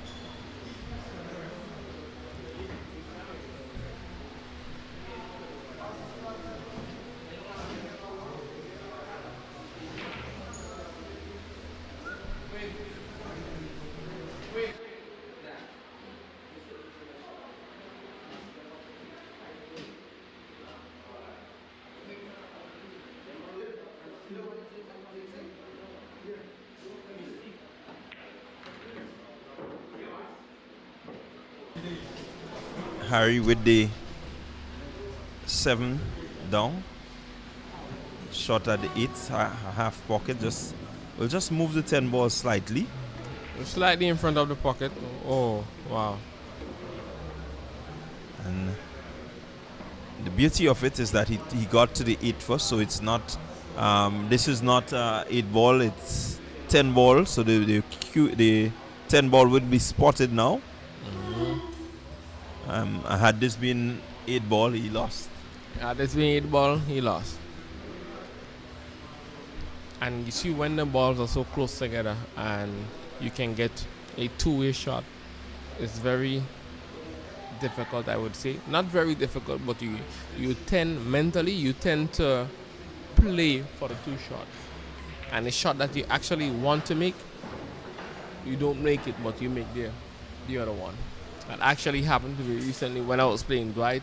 That happened to me, and Dwight capitalized. And it's just right now, it's just Melvin to capitalize on the game, to make the game 3-all, sir, just to bring a little tension into it. And Melvin really a bit meticulous. You can see he takes his time. He wants to make sure that he's clear in his mind what he wants to do. And he's a very patient player. You as an opponent, you have to develop the level of patience that he has to play against Melvin.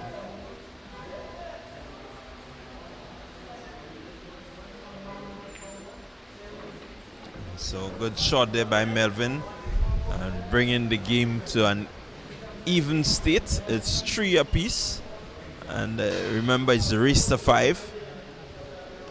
So both players in a really good position. Even Stevens, as we would say, can go anywhere. And Harry will want to take it home. Same way Melvin will want to take it home. As you said, the rivalry between the Grenville Masters and the Busters, the Quasi Busters, it's continuing.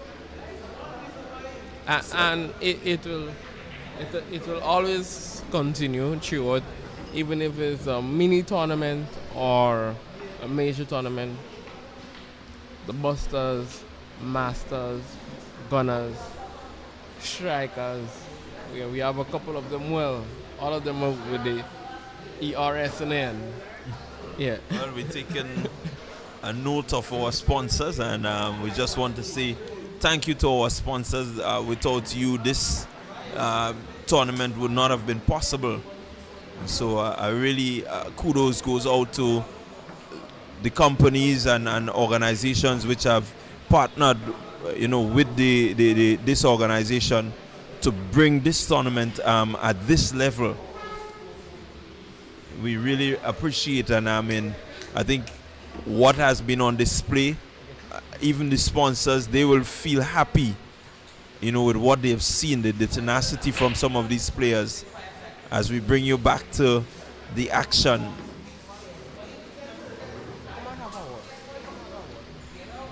Melvin versus Harry.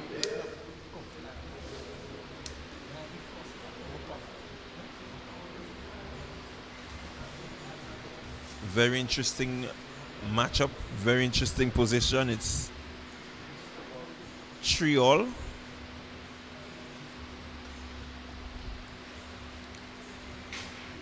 Melvin just doing what he has to do to remain in this game. Harry took a very early lead.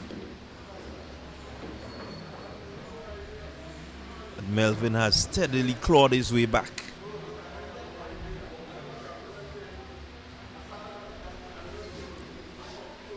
As we say in this, it's not over until it's over. In cricket, we may say it's not over until the fat lady sings, but right now it's not over until the last ball, which is the 10 ball, is sink.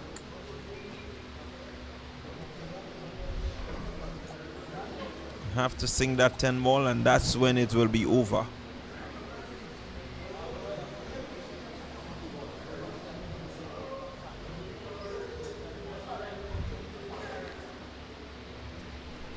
Over the past 2 days, well, this is our last game. Who are you rooting for your MVP? What do you say? Well, the MVP, I'm still looking, but I've seen quite a few contenders so far. I've seen quite a few of them, so if we're judging for today, or if we're gonna judge for the past,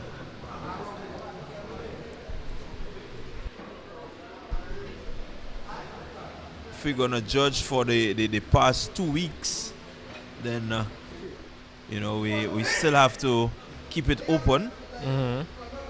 But from what I've seen so far, we've seen some really good players on show. And so to say that for the last 2 weeks we have an MVP, it's going to be hard.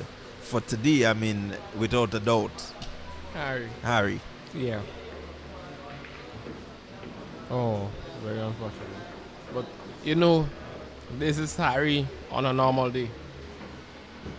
This is how he play. Without the camera. No lights. No one to witness. Even me as his captain on a one-on-one. This is how he play. Well, he has an opportunity in hand, ball in hand. He's looking to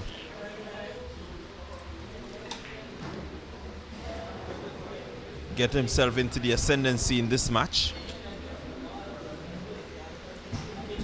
The games are tied at 3 apiece.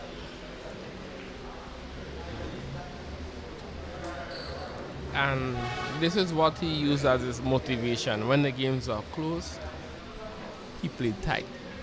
Very, very, very, very tight. His focus is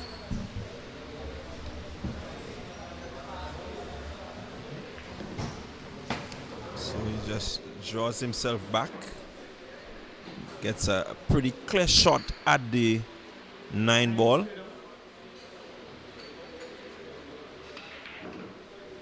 Well executed.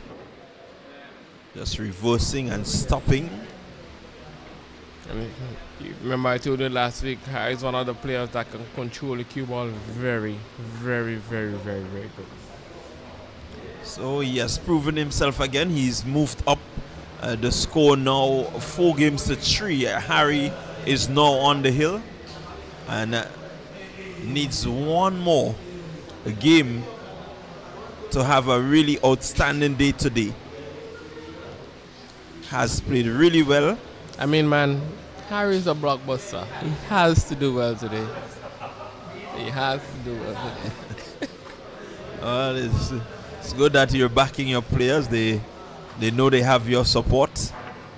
Always. And so they also need the support of the persons out there, the business community, the persons viewing. They also need your support in terms of, really climbing to new heights in this 10-ball arena.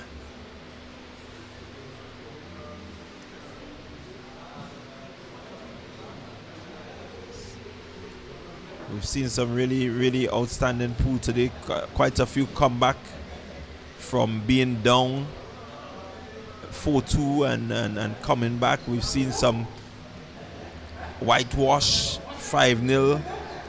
So we've had it all here at the Twilight Bar inside of Grenville, Big Parish. And we're happy that we could have brought you the action live and in living color.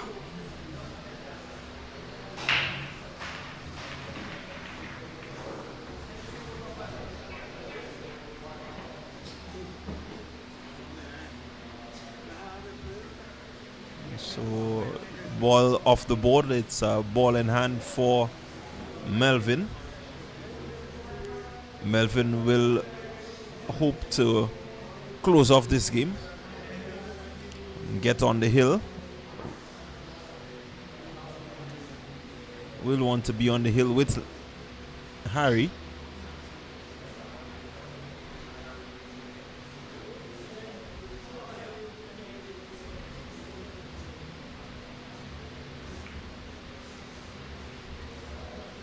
Again, using the strategy, getting that cue ball in between the 8 and the 10.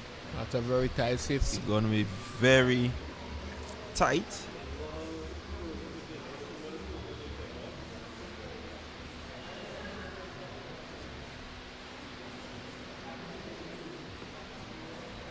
Harry doing really well to get a touch onto that and not moving the 8 nor the 10.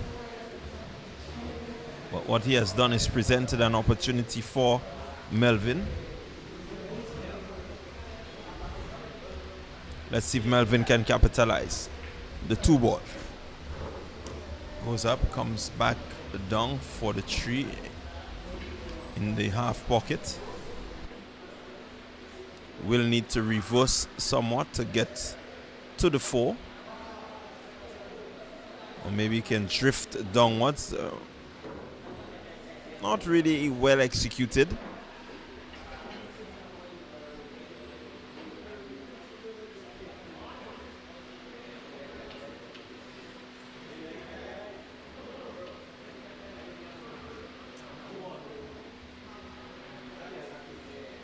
Really putting himself into a very hard spot. Let's see how he goes about.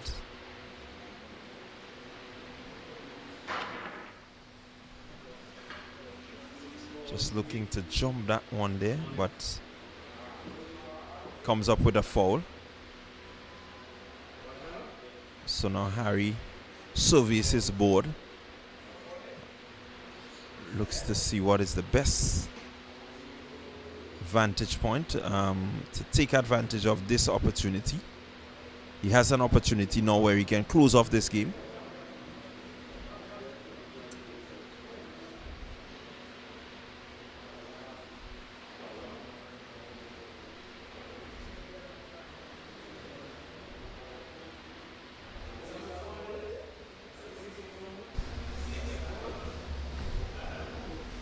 It looks like he's going to put the cue ball. Wow. That's a very, very tight safety. So He had me thinking there for a while. I wasn't thinking about that. being in the position that he is in, he's up, he's on the hill. He just looks to weigh down Melvin, ensure that Melvin opens up the game so that he can take advantage, Harry.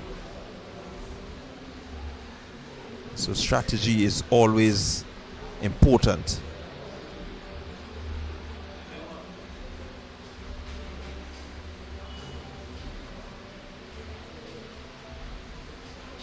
And if Melvin doesn't touch this full ball, Harry may possibly look for a foul out. 3 fouls. A very good hit by Melvin. Yeah, really good attempt there by Melvin. Harry, let's see if he can take this advantage home.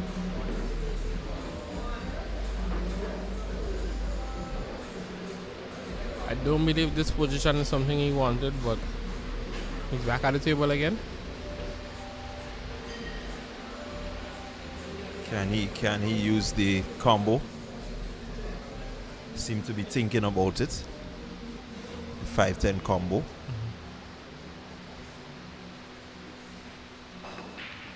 The third, oh wow, wow, lovely shot by Harry. That was really clinical. Lovely shot by Harry, and he played that with full of confidence. Very unfortunate for Melvin. I know this would make Melvin sleep good tonight. Yeah, really. Yeah, this would make Melvin sleep good tonight at all. I think after coming off such a good week last week and to be in this position, is not a position that he would like. But as we've seen, even you can attest to it that you have a good week, and then you have a bad week. Then you have a bad, you know. So as you say, it's a ball game. It's a ball game. Kudos to Harry winning 5-3 over Melvin, and so I mean it's really a good, interesting Saturday. Week 2 of the Grenada Premier League Pool Championship, and we've seen some really outstanding games here at the Twilight Sports Bar, and I mean we've seen one for the history books. We've seen some whitewashes. You know, it all has happened here today, and I mean it just makes next week's encounter even more interesting. Next week we're going to be at the Goldfish Slots Bar and Bar, and I'm definitely looking forward to seeing what these guys can bring. We're settling in. We're getting ready to get to the business end, which will be on the 24th. So, what is it? How would you now prepare for next week, knowing that there's one more week before the business end? Well, for me, as a player, I know next week is going to be business. Next week, all these players, Harry, Larry, you just name them. All of them are going to be on point. You want to know why? Everyone wants to get a good position for the final day. And getting a good position on the final day, it's one of the best perks. Everyone is going to come with their best game. As you can see today, it's totally different from last week at the Crazy. Or to be very honest, our accuracy wasn't that good last week Saturday, but today it's on point and players are getting comfortable. They're getting really, really, really comfortable on playing on the different boards and so forth, and coming to Goldfish on next week Saturday is going to be very, very competitive. You can say that's a nest of pool. That's where most of the pool play at Goldfish. So you're up for a lot of good pool at Goldfish. Well, we know that the players, they have to come with it, the board, and the players are who really determines the way the games go. And so I just want to encourage all the players to bring their A game, look to make sure that they get themselves into that position where you get to face opponents that are maybe not as consistent. Yeah, because consistency has a lot to do with your positioning. We've seen some very good consistency today from a few of the players.